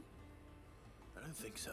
But according to Lady Karen, he seems to have lost his appetite. Which is certainly a new development. She says he's hardly been touching his bones of late, and she believes it may have something to do with what happened at Rosalith Castle. I rather think she might be right. I didn't do shit. Not about his appetite. All And it didn't look like it froze on my cases end. inclined to crack open bones for the rich marrow. Because it looked like my preview was still moving through. I see no reason why a Frostwolf should be any different. Accordingly, I suspect it is not a lack of appetite that afflicts Torgal, but a surfeit of it. If we assume that his newfound magics require additional nourishment to sustain, it may well be that the bones Lady Karen is accustomed to providing are no longer sufficient. Frostwolves, after all, habitually prey upon far larger animals, whose bones may yield altogether different nutrients. As to where one might find a suitable substitute, some antelopes that graze the meadows of eastern Rosaria have been known to grow to a I guess when I upload this video to YouTube, I should probably use my recording on my PC rather than export from the oldest and largest such creatures Twitch. barely leave the safety of the highlands for fear of predators. The last elder antelope sighting I recall hearing about took place near Cressida, and that was long before the village was abandoned. Even so, it seems like a good place to start. Good hunting, Clive.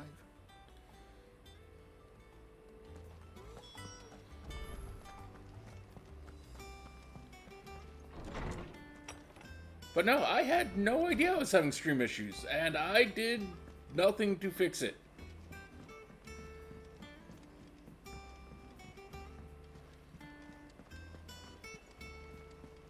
Is that the thing Tomes helped to build? Meg told me she was building a ship. So, I'm just going to blame Twitch. Clive, did you get my letter? That's why I'm here. Shh. Otto won't be listening. Is this better? No. A little. Listen, I've some bad news.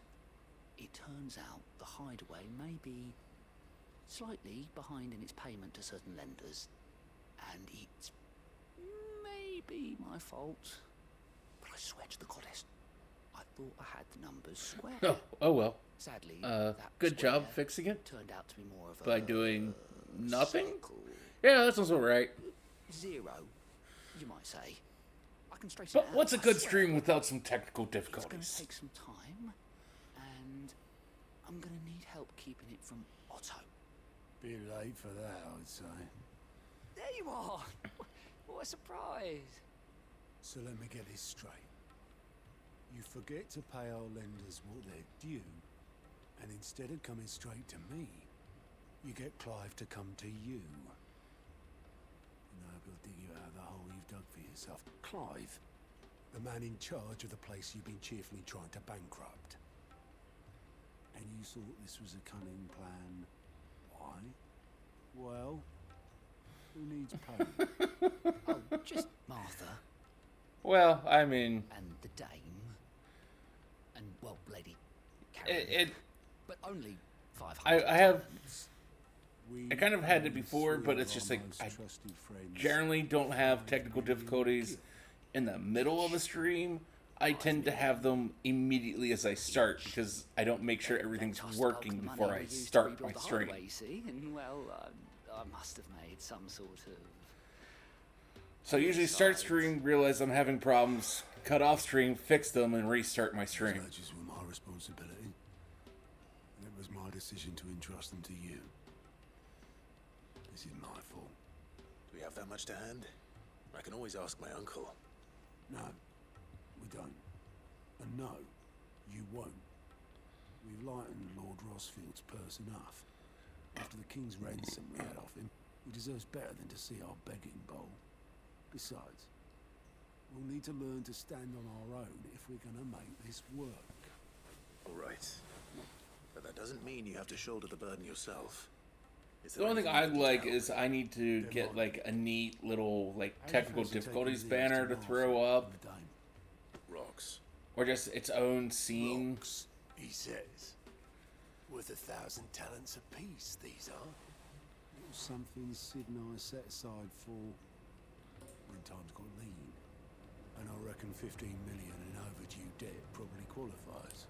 I just hope our associates' eyes are a bit more discerning than yours.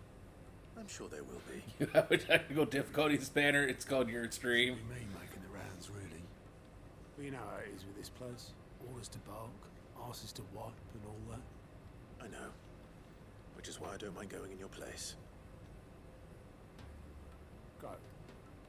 Do you know why I only gave Master Clive here 2 star rubies? Because you'd rather Lady Karen killed me. Because I'd rather Lady Karen killed you. Yes. Well, I suppose this is goodbye then. Don't worry. I'm sure Karen will understand. Really? No. Do you think so? No. I don't.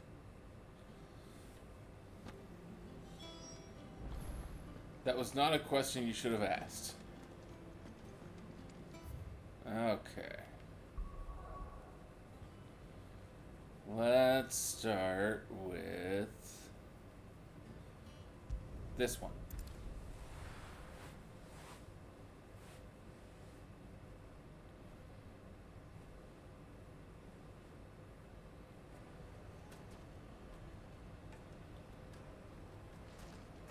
People take notice of wealthy men. Shouldn't be too hard to track down Karen's collector. He's gone. The whole mother crystal gone. What are we gonna do? Calm yourself.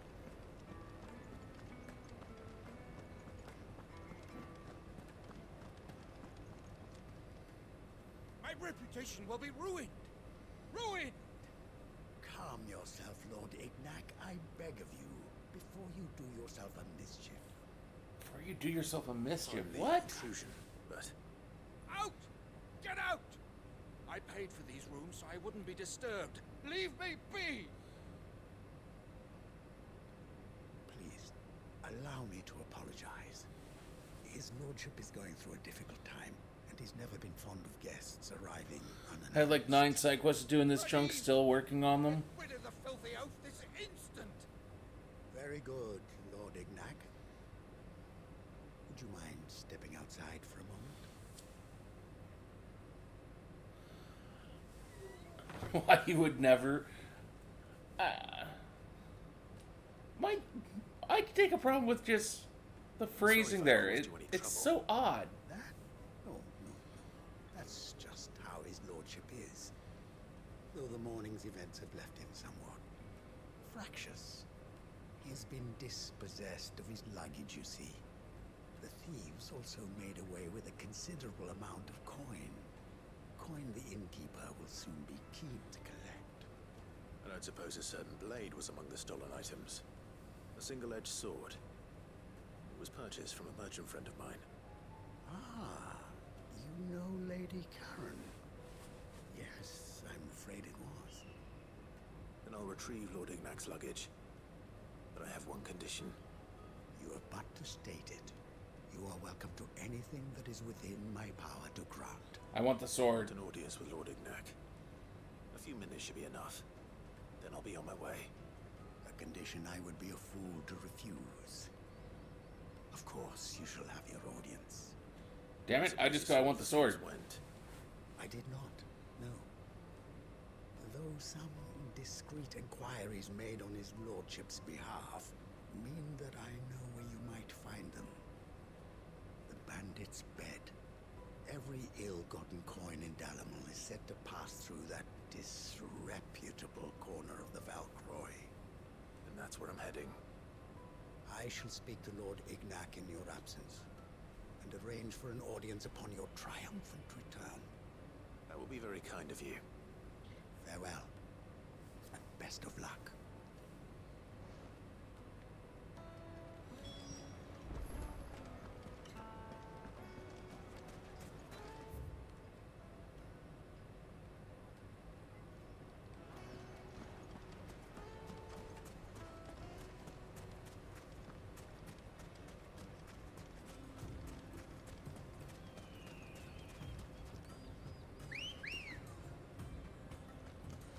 That is a long way to have to travel. Run like the wind. As much as I'd love to just actually walk and kill everything along the way, that is just way too far to do.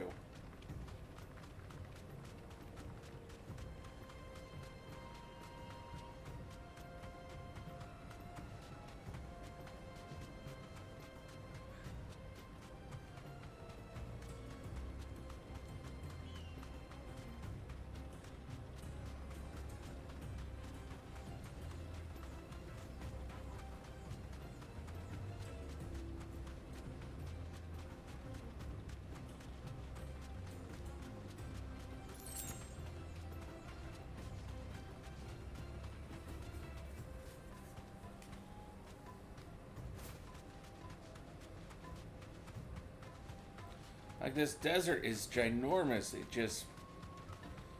I don't feel like it has enough enemies situated throughout it to really make it fun.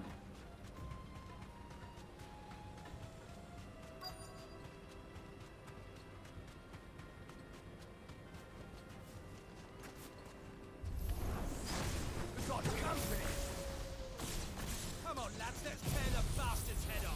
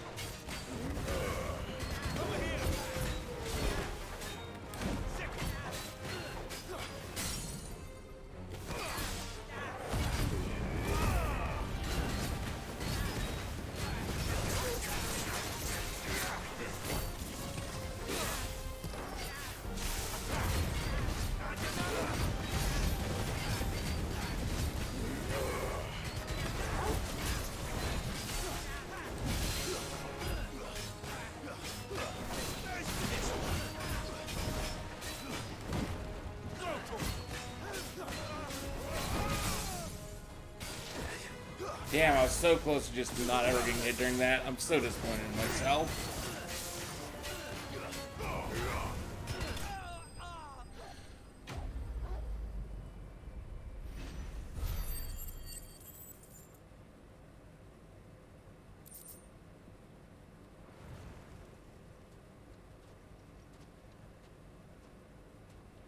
This must be Ignac's luggage.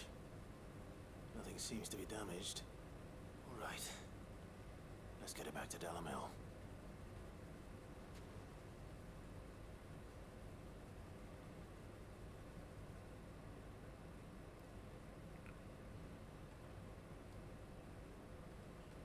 I hear I have you to thank for the return of my effects.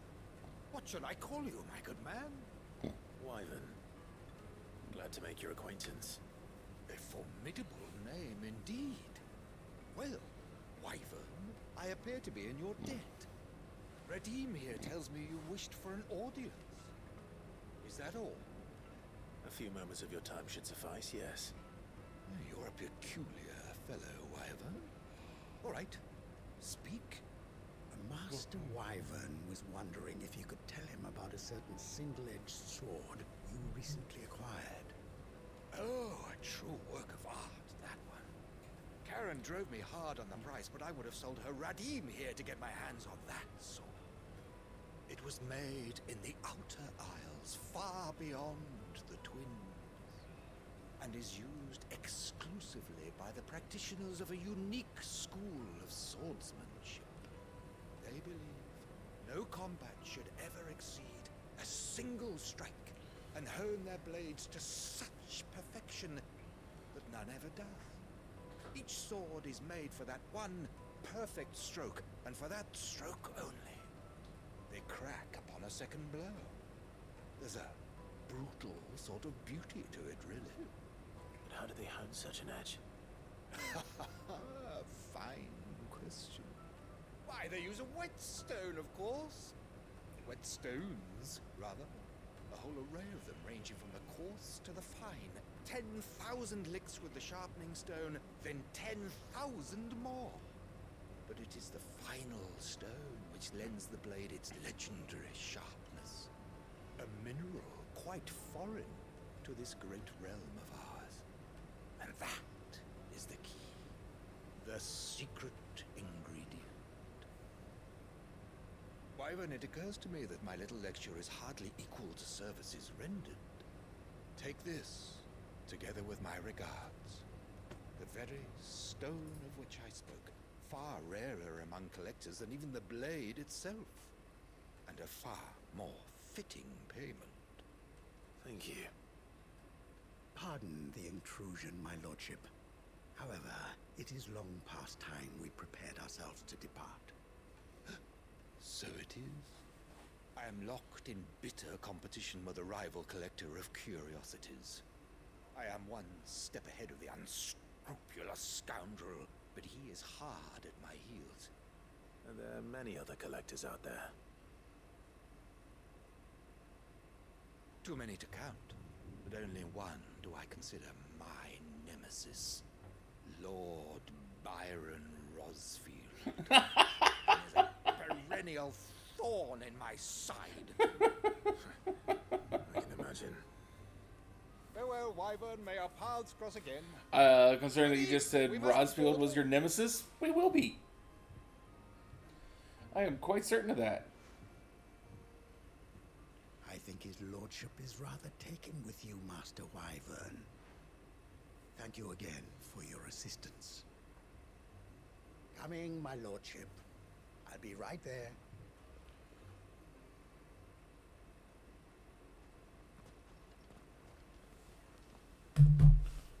Trust Uncle Byron to find such an interesting rival. Now, let's see what Blackthorn makes of this whetstone, shall we?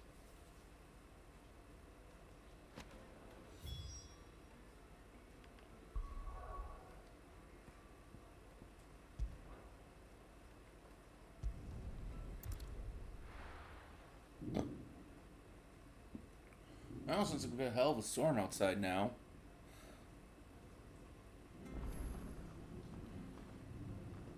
Which maybe I had like a small disconnect.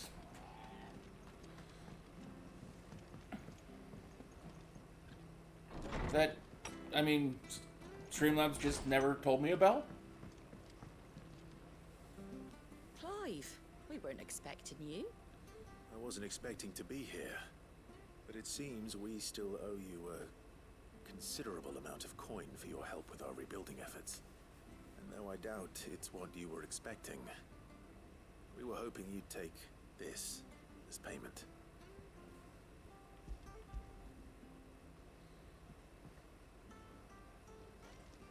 A star ruby? I can't accept this. It's worth at least twice what you owe me. More if you can find yourself the right buyer. Think of the difference as interest. Interest? If word got out I charged that much, no one would ever borrow from me again. Anyway, why are you the one here asking me about this? I'd have expected Otto. Bit much sending the Lord Marquis out to settle your debts, isn't it? The old goat working himself to death again. Something like that. Most days I think he's the only reason the hideaway's still standing. Same as always, eh? Back when the place was nothing but a twinkle in the eye of a recently retired Lord Commander, word is he was the first one Sid reached out to. Probably knew that without his strong arm and level head, the idea would never get off the ground. Sid may have been the face of the hideaway, but Otto's always been the backbone. And when Sid passed away, we were all worried that would be the end of it. That Otto would just give up. His death was hard on everyone. But it must have hit Otto hardest of all. But he didn't give up, did he? Quite the opposite, in fact. If I recall, he was the one who nominated you as Sid's replacement, and rallied the rest around you. I reckon what he saw in Sid, he saw in you too. And don't we all? Doesn't hurt that you're half as stubborn and twice as handsome, neither. That, and you keep good company. I suppose I do.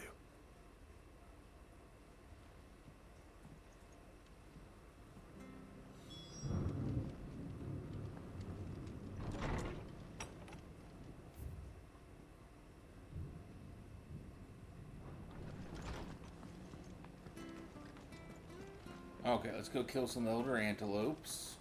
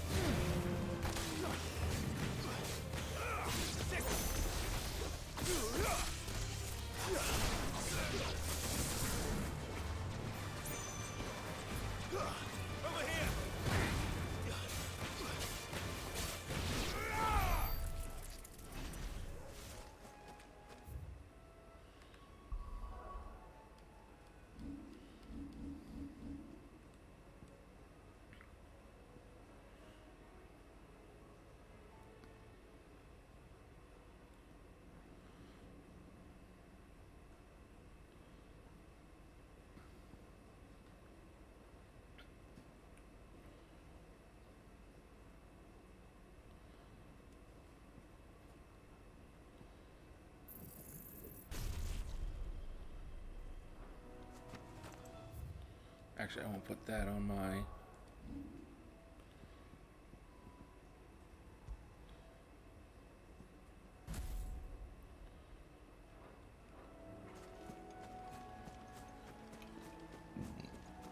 Well, it's certainly quiet.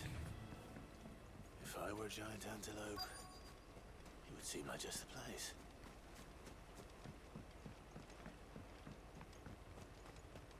I doubt we'll find one bigger than that. You hungry, Torgal?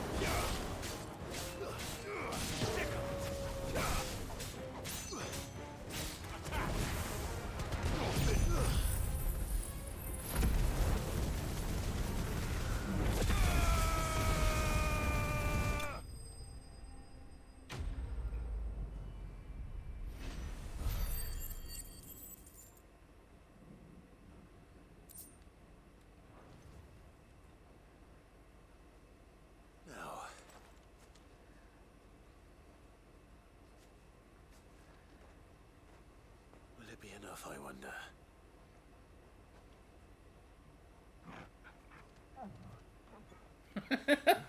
He just looks so happy. I say that answers my question. Which means we owe the lawsmen our thanks. You're just a big puppy, aren't you? A very big puppy. Yes, yes he is. You do know you can take that with you, Torgal. Lady Karen will be relieved to hear you've got your appetite back. Come on, boy.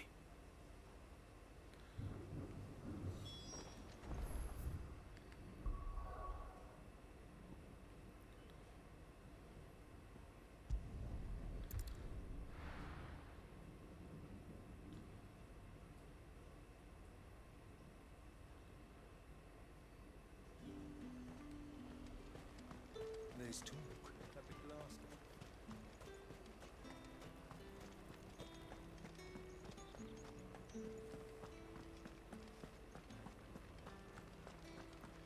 Did you hear? The gates to heaven. I want to see. I feel like all I've been doing all night so far in this stream has been running errands. Milady, I come bearing gifts. Gifts? Whatever is the occasion.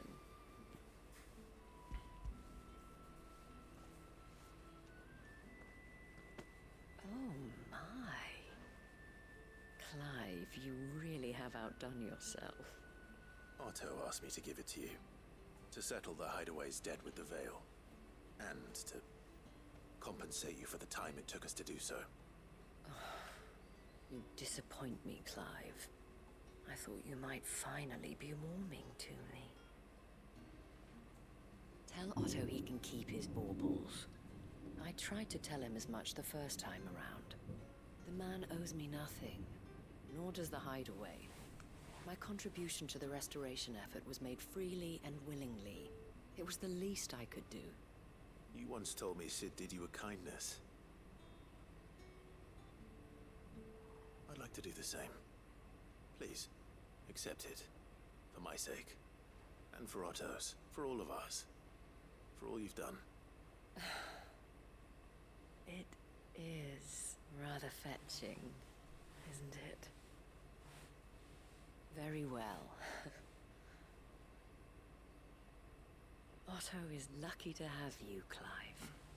I doubt anything could ever replace his son.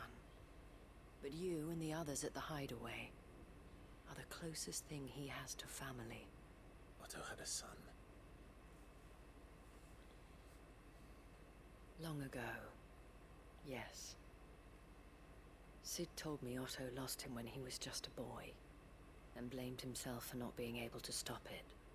I don't know how it happened, whether there was anything he could have done, but it was clear that it weighed heavily on him.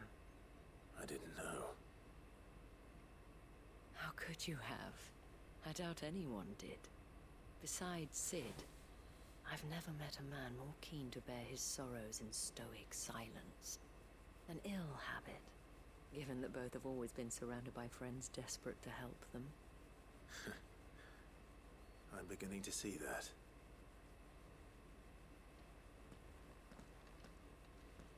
Gob will want to know the stones were delivered, if he's still with us.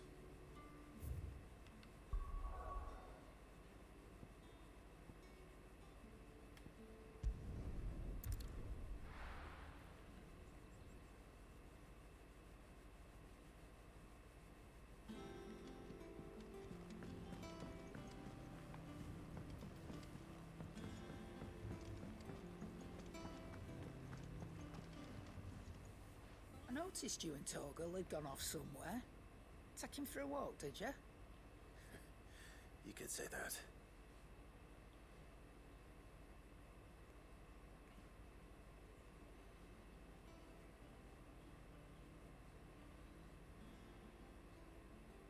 So, Molly's leftovers weren't good enough, eh? That'll teach me for treating you like you're still a pup. He's still a pup, just bigger. All right, no need to shout. Now we know what you're after, I can see about getting some in. Speaking of which, I brought one for later. Can I leave it with you?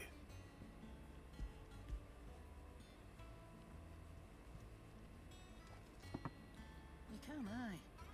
I'm nice like that. In return, you can thank Tomes for me. The bloody know-it-all. I was just on my way to see him.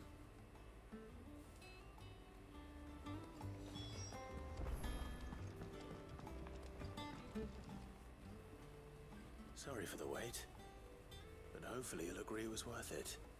You learned something about that sword then? I did better than that.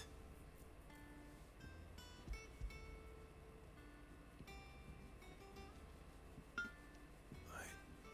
whetstone? Yes. But not one you'll find anywhere in Valisthea.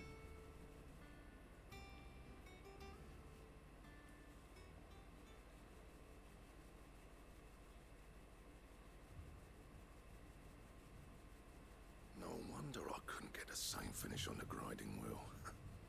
One hit and all done, eh? Won't it be so bad if all you ever fought were duels? Good luck on the battlefield. Your second opponent would be your last, no matter how good you were. Even so, is there some way it could be used to give the curse breakers an edge? I think so, yeah. With this whetstone and the right kind of steel, I could probably even make a twin of the blade that rattled me. But there'd be no replacing this little rock once I worn it down to a sliver. I reckon we get a dozen swords from it, if that. Swords that the curse breakers wouldn't know how to wield properly, and that would see them through a single fire piece. Nah, no point trying to copy that thing. Be about as much use as a wax anvil. But finishing our blades with a whetstone this fine, now that's something to consider. And what's finer than fallen masonry, eh? Or more hard-wearing, for that matter. Just imagine it. Good Valisthean steel with an edge as sharp as any found in the Outer Isles. I won't make a copy, nah. I'll make something much better. I'm sure the curse breakers will be delighted. Just don't push yourself too hard. Don't you worry about me, sunshine. I've been working day and night since I was half your age, and I'll still be here when you're long gone. Hey, thanks, Clive. I mean it. I owe you one, August too. It's good to know someone's looking out for me. You'll be happy to hear you said that. And I'll see that my debt to you's paid. First new blade I make's got your name on it. You come and find me when you've got the materials. Right. I will.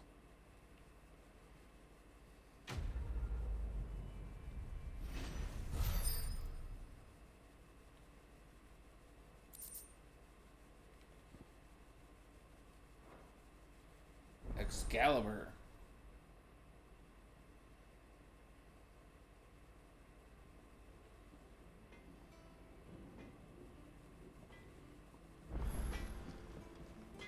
What do you need? Not saying Fordian, do you?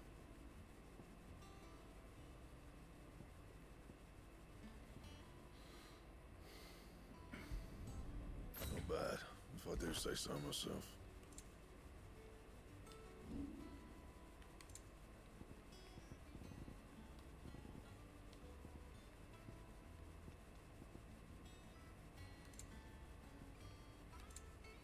Anything else?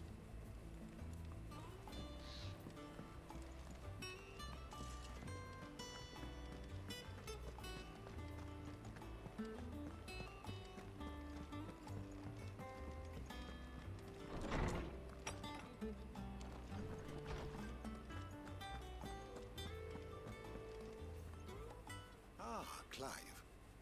Were you able to locate your quarry? We were indeed, Lawsman. You pointed us in exactly the right direction. And Torgal's been a very happy hound ever since. Very good, very good. Lady Karen sends her thanks, by the way, for your part in solving the mystery. Ah. But that reminds me. After your last visit, I found myself pondering Torgal's talents. Do you recall our conversation concerning Lady Jill's role in Torgal's transformation? About how she somehow woke the power within him. Precisely that. A reasonable conclusion, I thought. But one which raised certain questions in my mind. You see, the Fenrir of legend served Shiva and Shiva alone. And while the powers attributed to him are certainly impressive, the records imply they are somewhat different in nature to those you described Torgal as having used. What are you suggesting? That Torgal may be the beneficiary of more than one icon's power. Consider that in addition to Lady Jill, he has served as a loyal companion to you, your brother, and even the late Cid. In short, the icons hitherto near at hand, or should I say at paw, have been diverse and plenty, and that number has only grown as the realm's dominance have fallen to your sword. One can but speculate as to how all of this has affected Torgal. He has seemed more fierce of late. And if I am not mistaken, he will grow fiercer still. We are fortunate indeed to be able to count him amongst our allies and not our adversaries. Now you're saying, making me think we're doomed to have to fight Torgal. He's more than an ally. He's a friend. And I don't like that idea. I will be very angry if that's actually the case.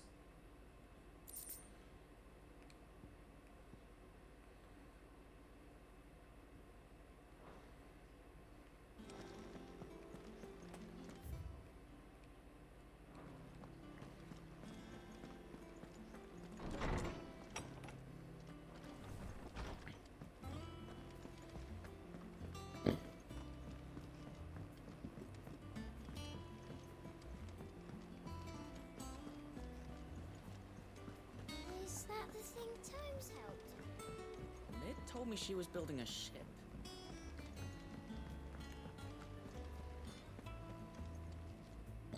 Good. Still alive, I see. So Lady Karen accepted the ruby. Well, just a remark that Tomes made about fighting Torgal, and so it's like I'd be very upset if we end up later having to go through and actually fight Torgal. Karen refused payment. I hope it wasn't something I said. I'm sure you were as tactful as ever. Let me see what I can do. Oh, wonderful. I hope you have better luck than I did.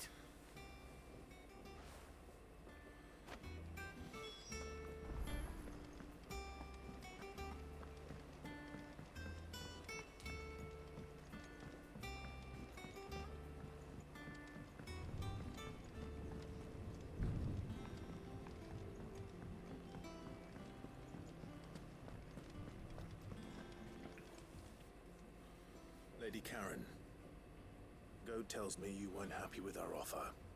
Would you prefer the debt was repaid in coin? What debt? I don't recall lending any of you lot me hard-earned gil. I may have tossed a talent or two in the Hideaway's coffers, but those were donations, and you can hardly call it charity if you go asking for it back. Of course not. But one good turn deserves another. And our circumstances have changed. Surely you wouldn't shun the gratitude of a pauper who happen to have become a prince. Oh, so you're a prince now, are you? I mean, technically he was a prince to begin with. I'm selling it and taking what I'm owed, then you're getting the rest whether you like it or not.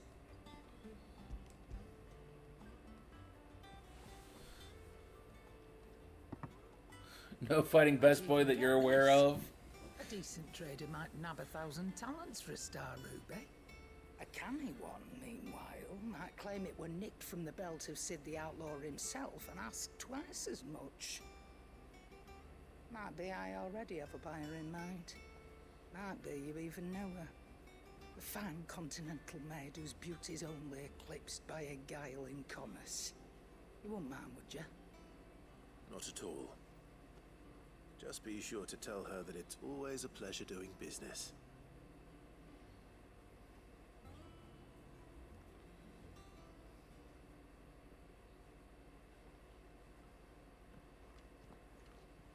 I hear you ended up delivering all 3 stones. Thanks to this lump. I sometimes wonder what I pay you for. Speaking of which, I still haven't been paid last month's wages. Oh, so you remember what's owed to you then? Get your ass behind that disc of yours and don't get up before those ledgers are square. Right away. Who wants to bet that that's Otto's son? I've seen that before. Yeah, yeah. Plenty of times. It was the only goblet Sid ever used. Either out of habit, or because the filthy soul couldn't be bothered to find a clean one. I knew so little about him. Like most people. Martha and the Dame both seem to have fond memories of him. Huh. I bet they do. How long did you know Sid before he... Before he died. 20 summers, give or take. Back in the day, I was a purser on a trade ship. Which is where I met him. He bought passage to... oh, forget where.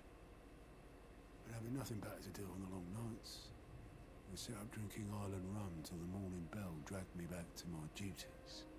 Quit my post not long after that. On account of making a fine maiden's belly fat. But me and Sid stayed close. Promising we'd one day sail the seas again. That was... before fate stepped in. And said she was having none of it. The magic woke inside my son soon after his first known day. And there was no hiding his knack. Couldn't you and your family have... My family were the ones who summoned the constable. Wanted the monster taken away. I couldn't turn my back on him. Forget what I felt. And I couldn't for the life of me understand how they could. Really? Stupid stream. Luckily, Sid was of the same mind as me. It was him who stood beside me when all I wanted was to tear the whole world down. Him who cried for me. Well, thank you. I don't know what's going...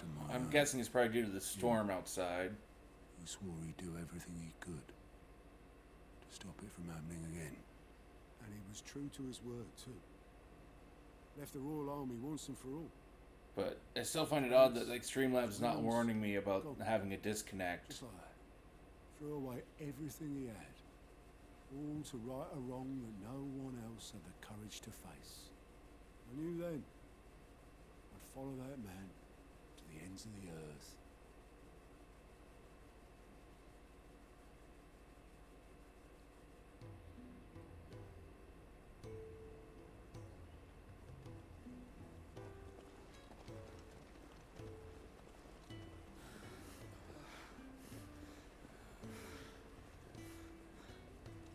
He was always too clever for his own good, was Sid. Saw the world for what it really was, while the rest of us were content to go along with the lie we were shown. And it can't have been easy, bearing that burden alone.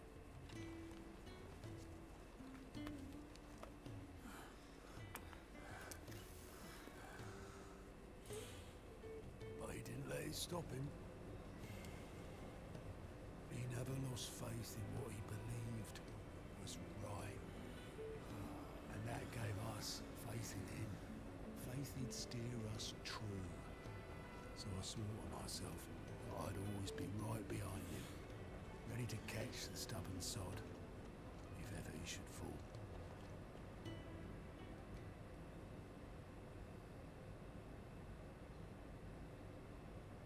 But I couldn't even do that.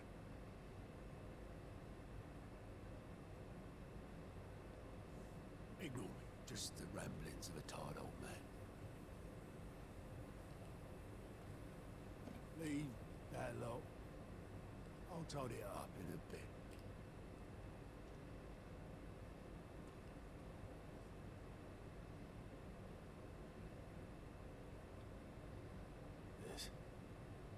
This is Sid's handwriting.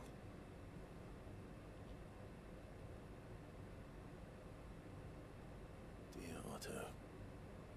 I may be drunk, but I wanted you to know this place would be fucked without you. Love you, you grumpy old sod.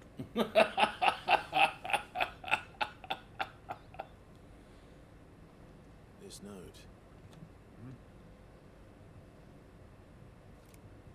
What about it? Sid was right. Without you, we'd all be lost.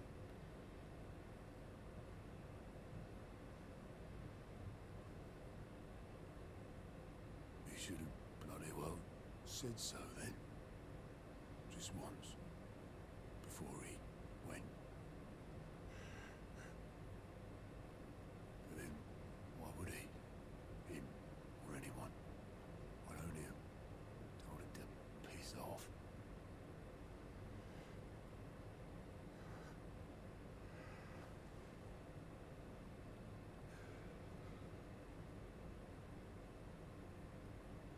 You're wrong, though. Both of you. It was never just me keeping the hideaway afloat. It was all of us.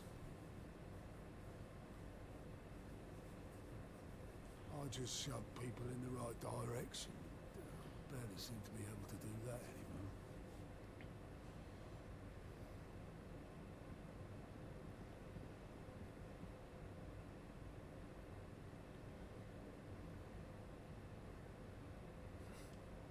Would you rather go with the helm?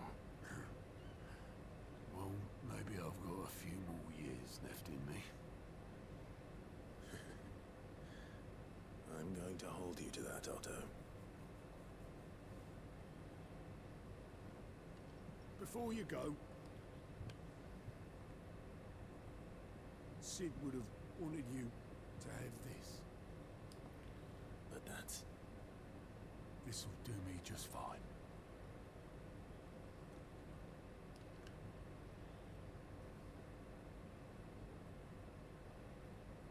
Thanks for the ray of sunshine. I'll see if I can't pay you back. What do you have?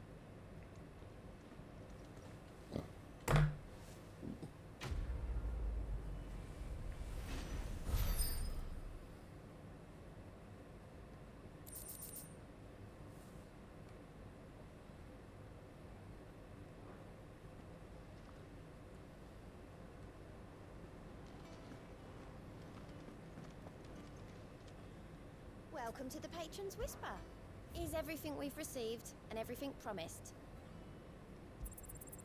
You earned this. Best of luck out there, Sid.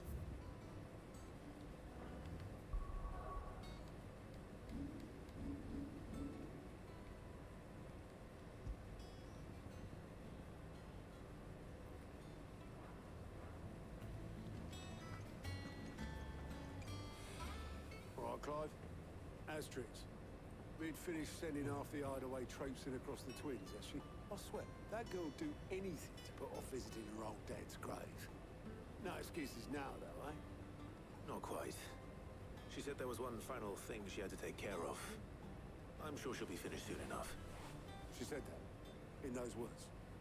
She did, yes. Clive?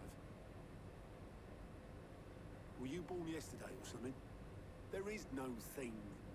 She'll probably be halfway to Canva by now. Mid. I might still be able to catch her.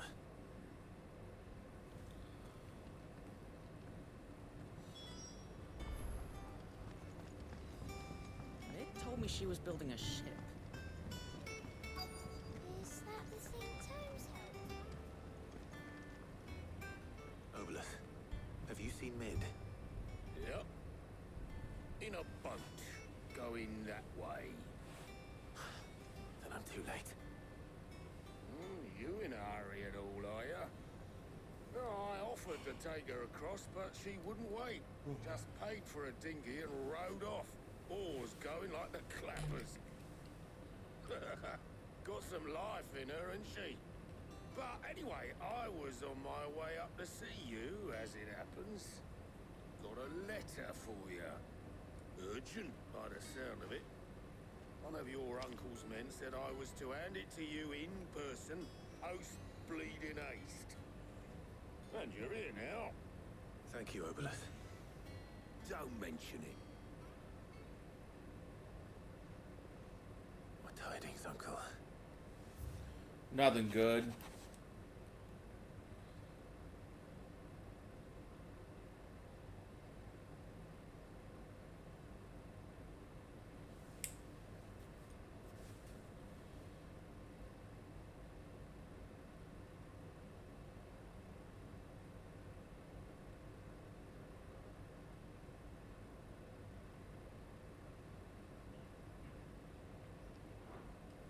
Trouble in Canva. Well, I'll need someone to keep an eye on Mid.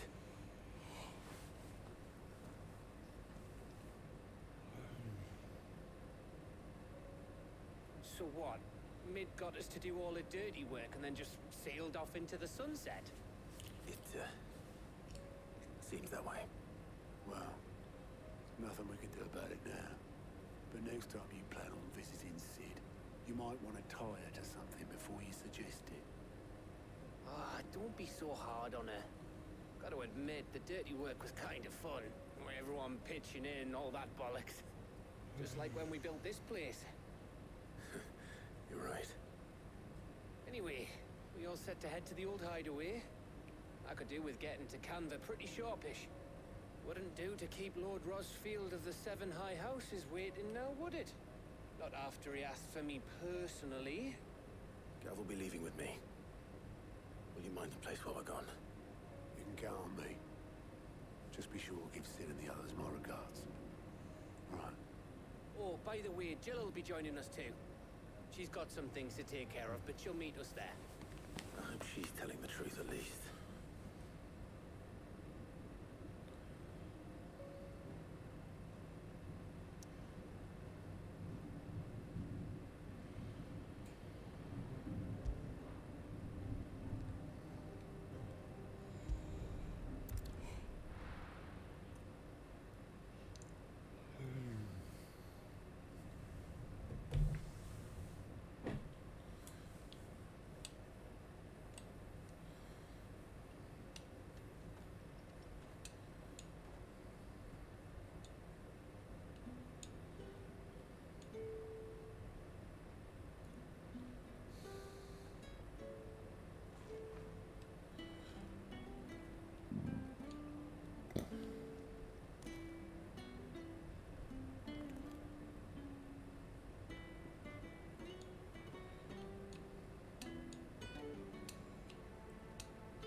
Well, Sid, I remember what you told me.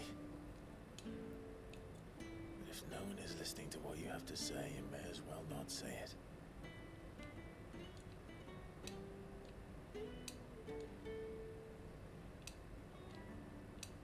But I will say this, old friend. Hugo Kuka is gone.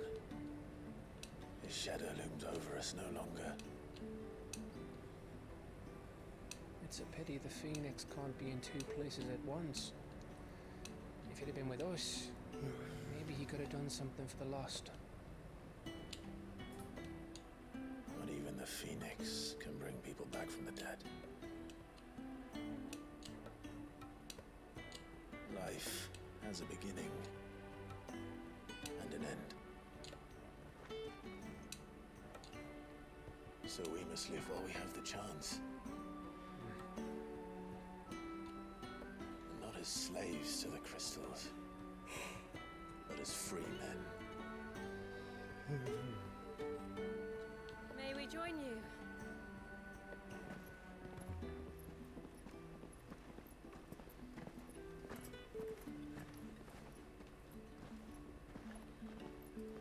Lady Karen, what a pleasant surprise.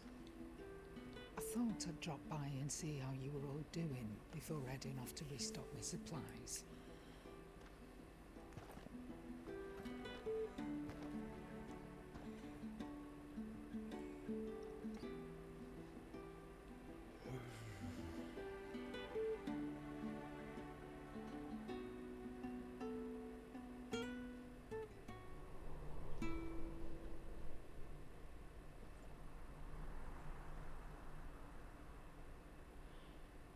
It wasn't the most scenic view back then, but it were never as bad as this. I know. The blight marches on. And soon, there will be no escaping sights like these.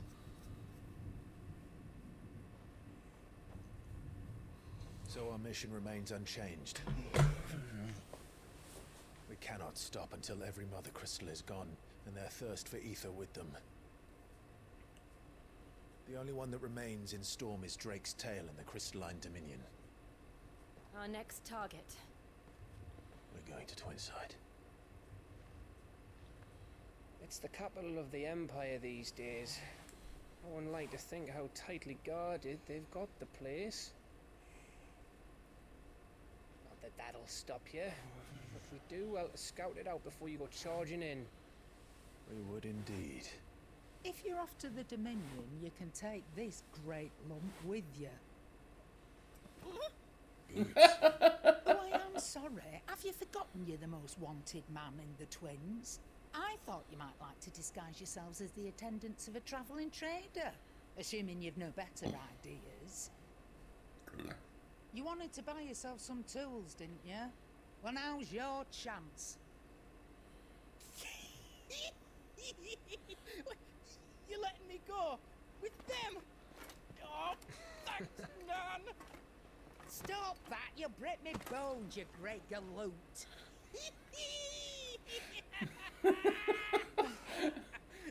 There's a caravan that runs back and forth between the Dominion and the Bocklad markets. It's managed by the Merchants Guild. Just show them Goots' traders pass and you'll be on your way.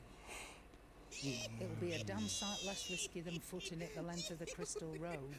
That's for sure. Thank you, Karen. And glad to have you with us, Goots. Okay then. I'll get me things and I'll meet yous there.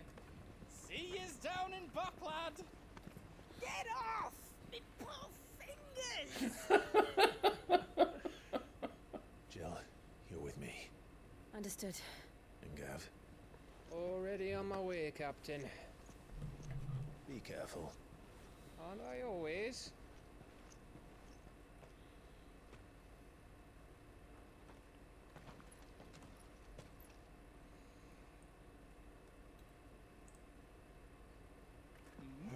Do you see that, Sid?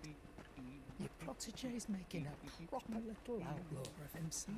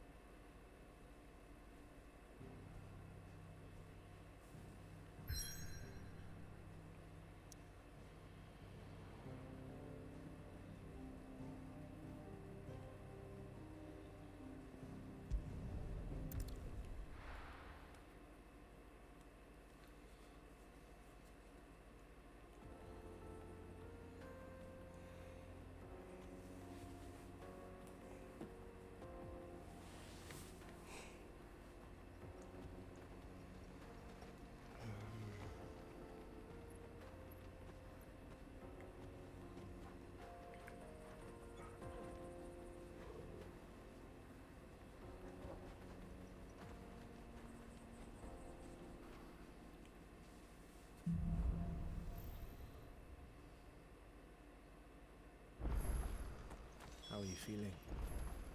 Better. Thanks to Taya. I'm glad to hear it. And Torgal helped. Too. In Newburgh.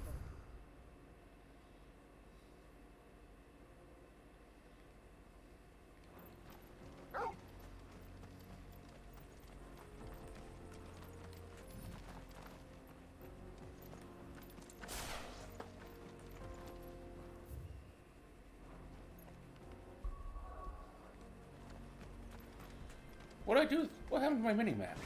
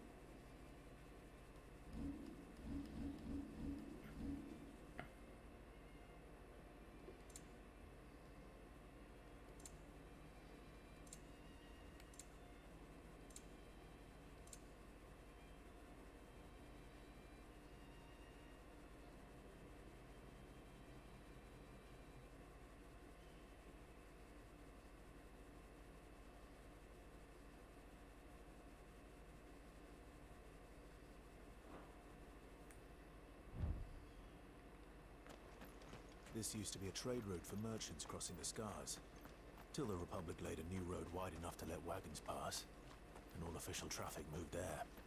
Leaving this one for those living outside the law. Indeed. I doubt we'll be the only outlaws on the trail today.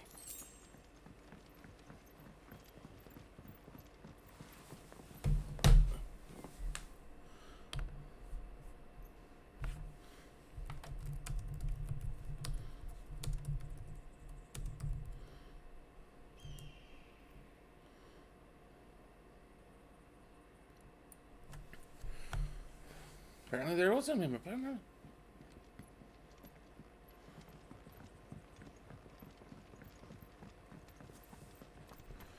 Huh. Maybe I'm just dumb.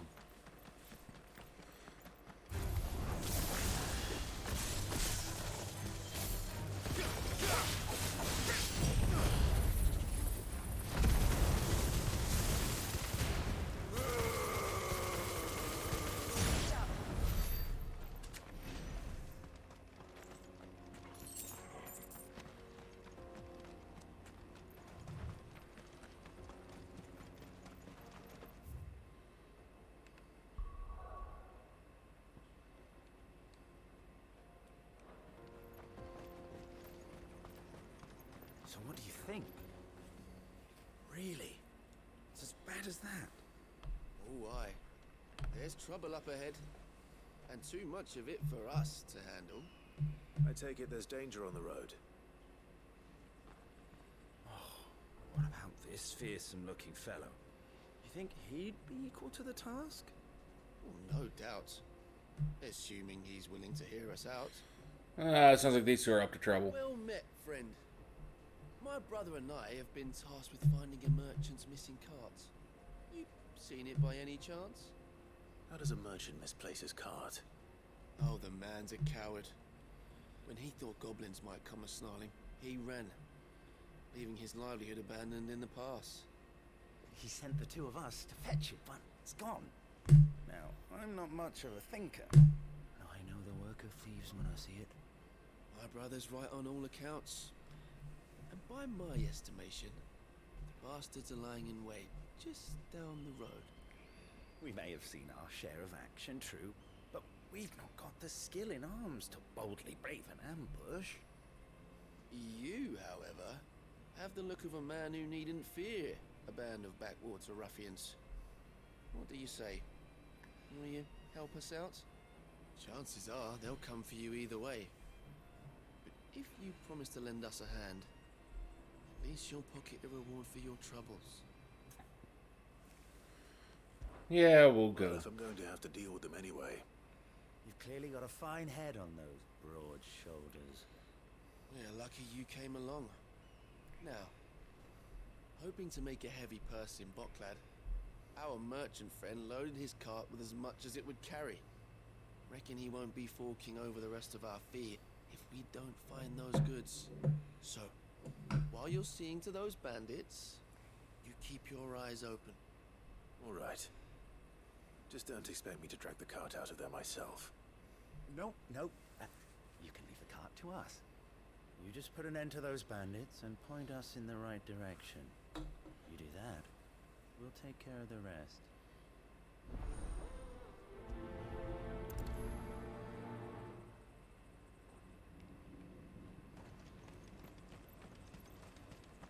I'm not sure I trust those two.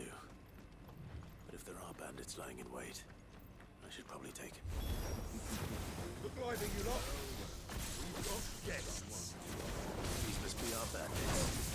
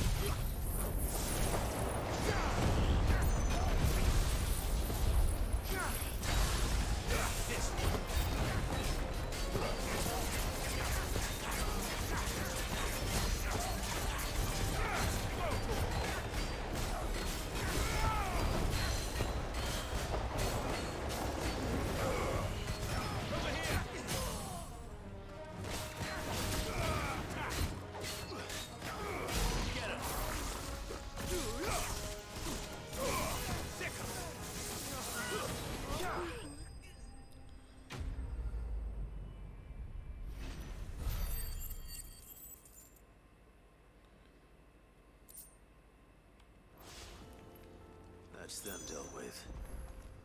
Now, where's that cart?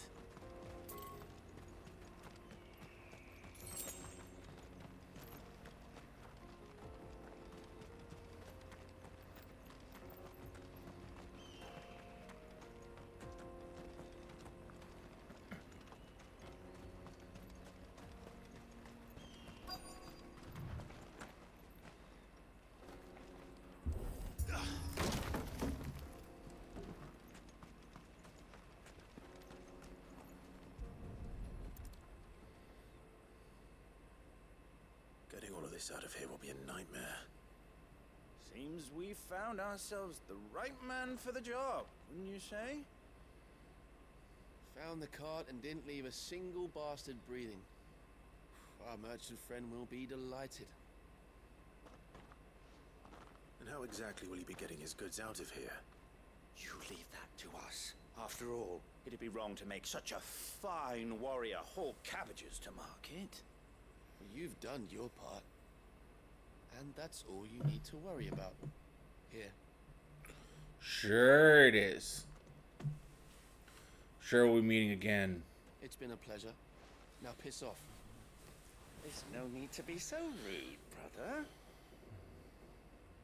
What if we want his help again next time?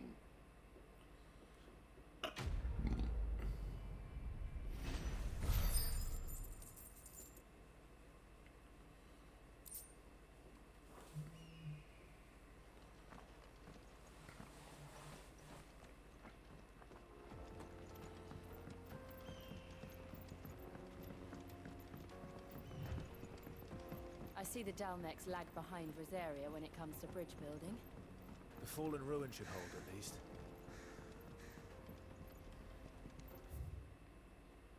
The path continues on the other side.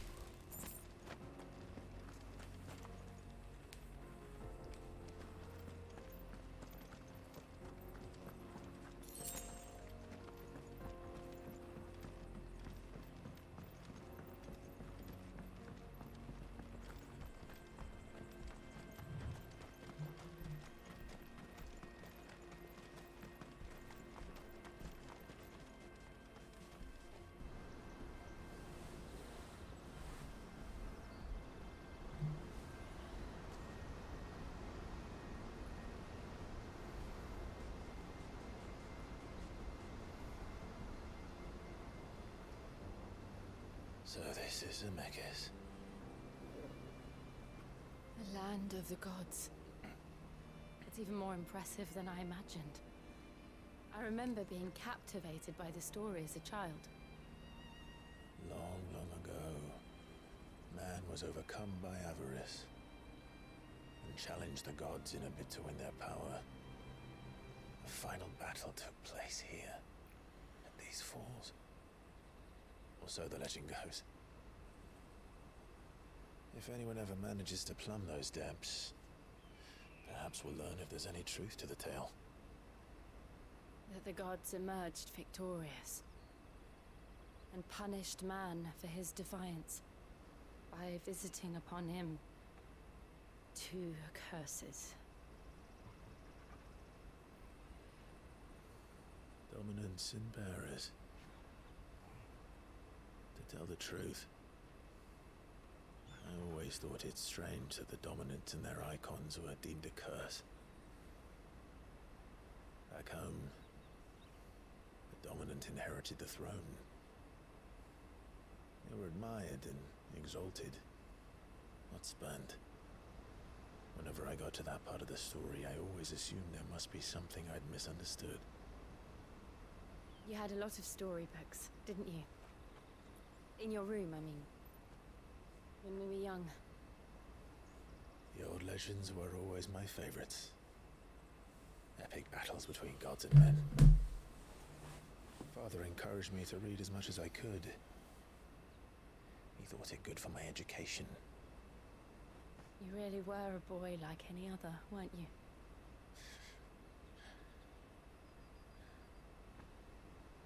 Just look at this place.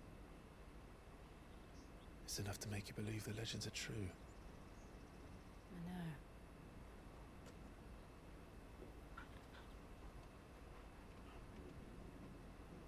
We're not far from Boklad.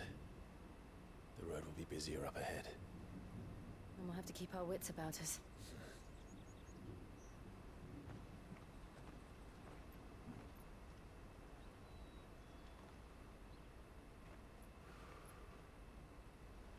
Clive?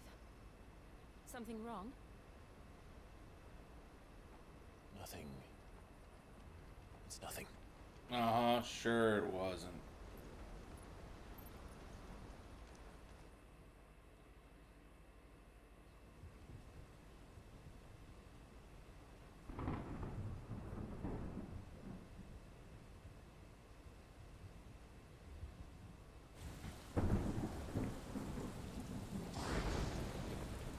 I see the reports are true, Father. You have surrendered the throne to Olivier. I have. Emperor Olivier shall rebuild the Holy Empire of Sambre.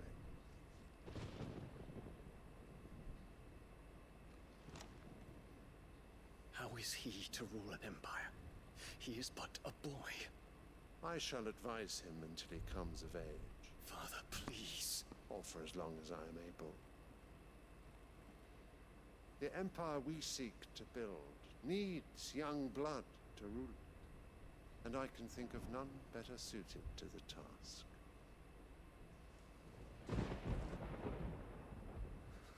There is other news, Dion. Hugo Kupka is dead, and Drake's Fang destroyed. The pillars of the Republic have fallen. Ere long, the Imperial banner shall fly over every city in Storm. And then, Valisthea. All shall bow before their Emperor. Father, these are the words of a tyrant. They are the words of a god. The Emperor whom I gladly serve. Great Greeker, made flesh.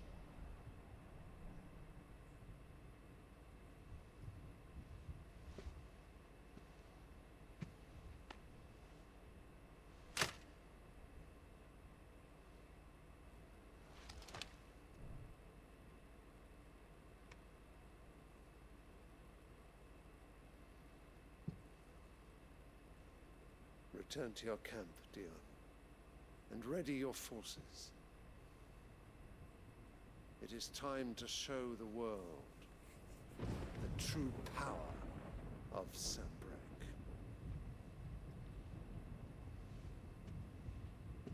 Father. I find you much changed. Is this truly the path you wish to tread? Or are these the ambitions of another? Of Ultima, perhaps? What nonsense is this? I speak my mind, and my mind only.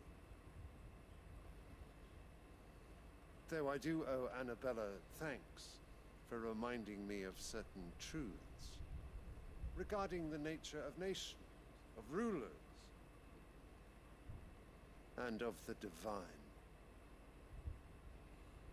See? Evil bitch. Trust the words of this traitress. She betrayed her country. She slew her husband. You have ever been an invaluable servant to Sanbreque, Prince Dion.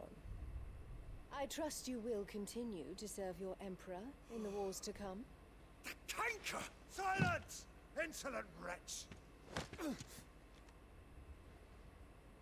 You will bend the knee. All else is heresy. Sire, forgive me. This audience is over. Come, your Radiance. The Rowena Syndicate awaits your pleasure. Oh, not another meeting with silly old men. They're so boring. I'm hungry, Father. Can't we have luncheon instead?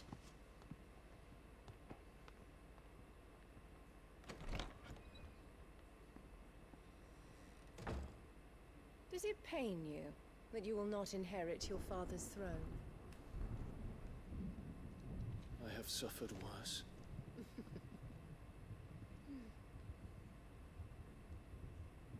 Count your blessings, Dion. For a base-born child to be chosen by Bahamut is miracle enough. You have risen high on his wings, but you shall rise no higher, lest your impure blood stain the throne. What do you know of my blood?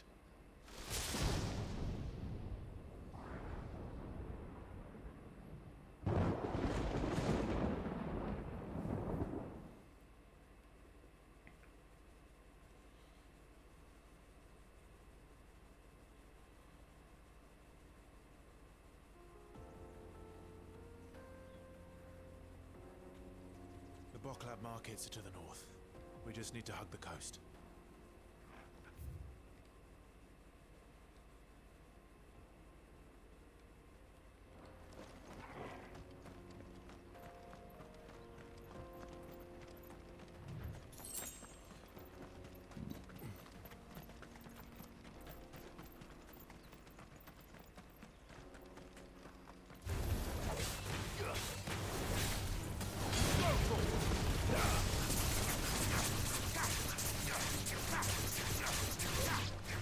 Get him! This one.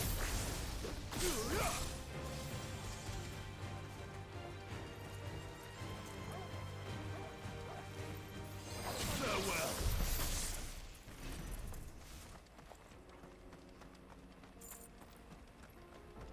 Infiltrating the Dominion won't be easy with the Imperials on high alert.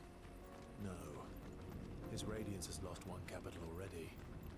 We can be sure Sylvester will do everything in his power to hold on to Twinside. His troops are well trained and increasingly slow.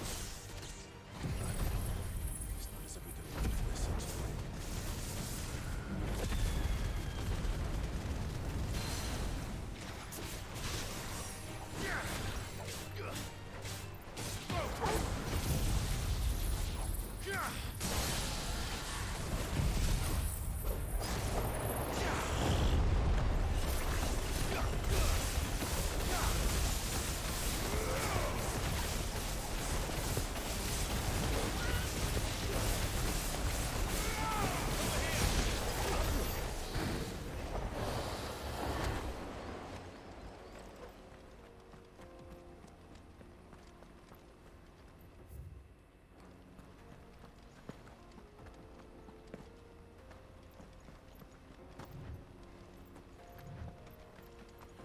That tornado does some good damage when they're staggered.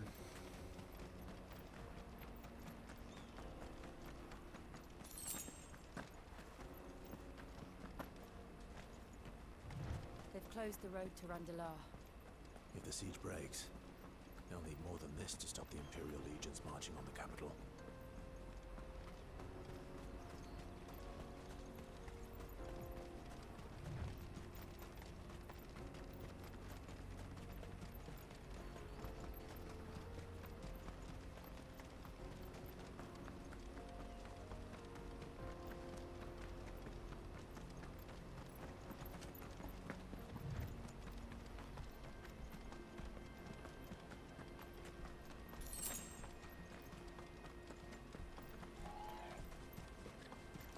Not much further to go.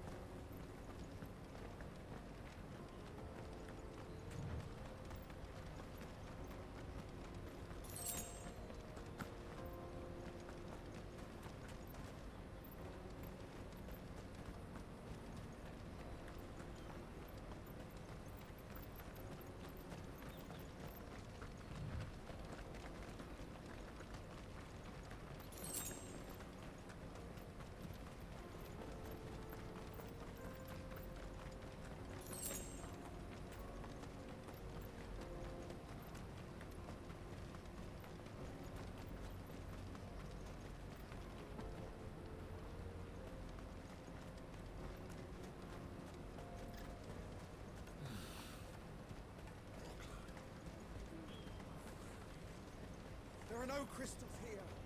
We have to keep going. This is where we're supposed to meet Goots, isn't it? That's right. He said he'd wait for us here after replenishing his supplies. I dare say he'll have finished by now. Porter for hire. Best service.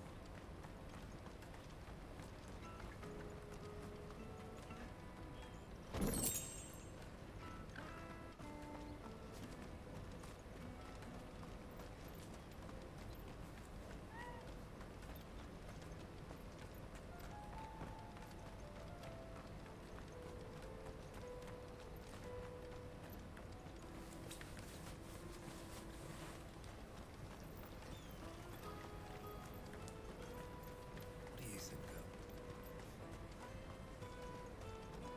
This is everything.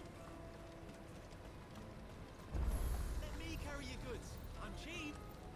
And nasty.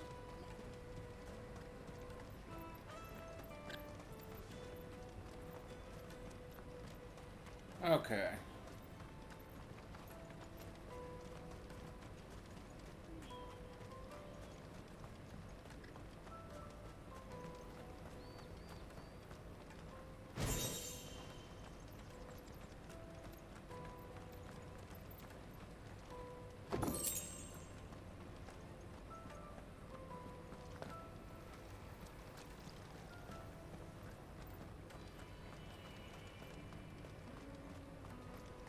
If I knew rivals had brought any coin with them.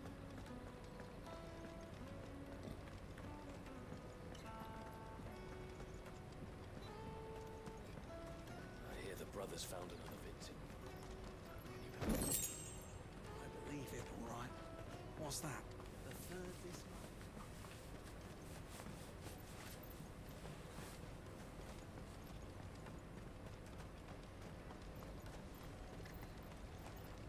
Well met.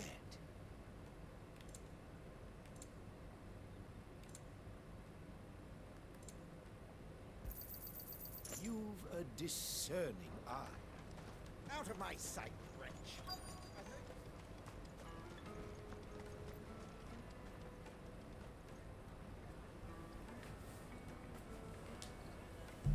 Wonders from across the water. Come one, come all. Feast your eyes. Good sir, can I interest you in...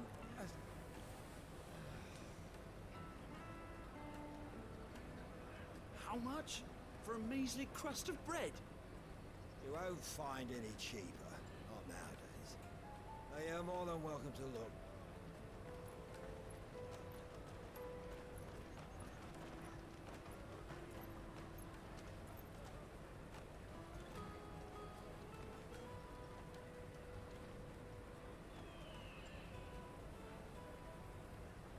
The Empire's unlawful and illegitimate occupation of the crystalline dominion is still in effect. Only those whose business in Twinside has been officially approved by the Republican Army will be permitted to cross the border. All who seek entry are to form a line and ready their documents for inspection. Looks like we aren't the only ones who are eager to leave. And they're checking everyone. Can't you make an Not exception? for the likes of you. We won't get through without that pass. Let's go and find Good, shall we?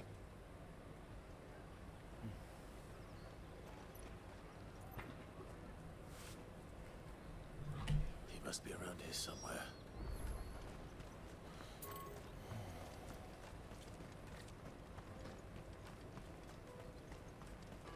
The Empire's your enemy, not us. Remember when half the people coming through? You should come with me to the Dominion. Life will be different then. You won't find anything of this quality in Twinside.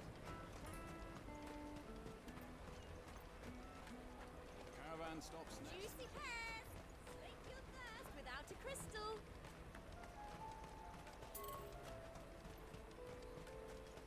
Honestly, pears are probably my favorite fruit.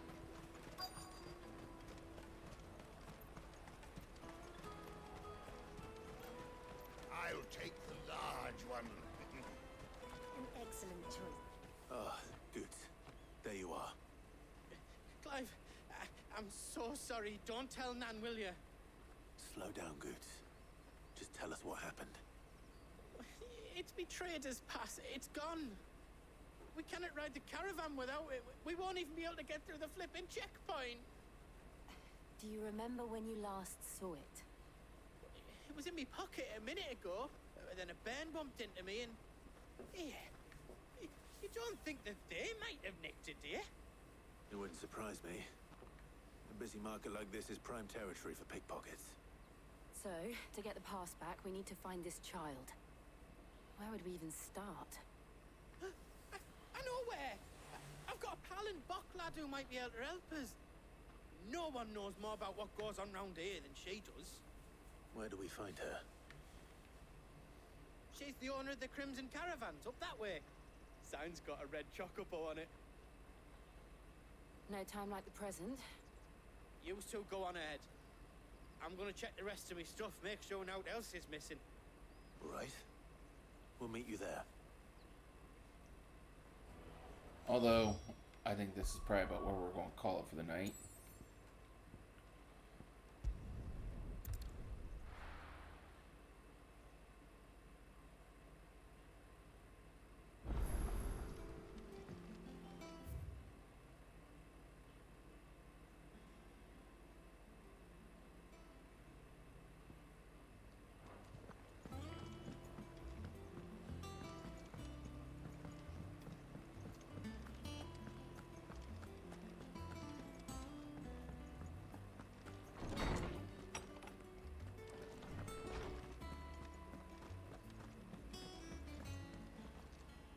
Is there something I might assist you with, Clive? I have compiled some new entries, if you would like to see them.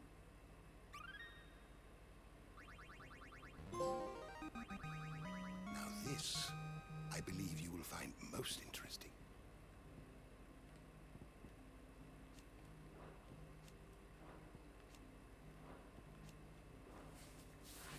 If you have a question for me, I should be happy to answer it.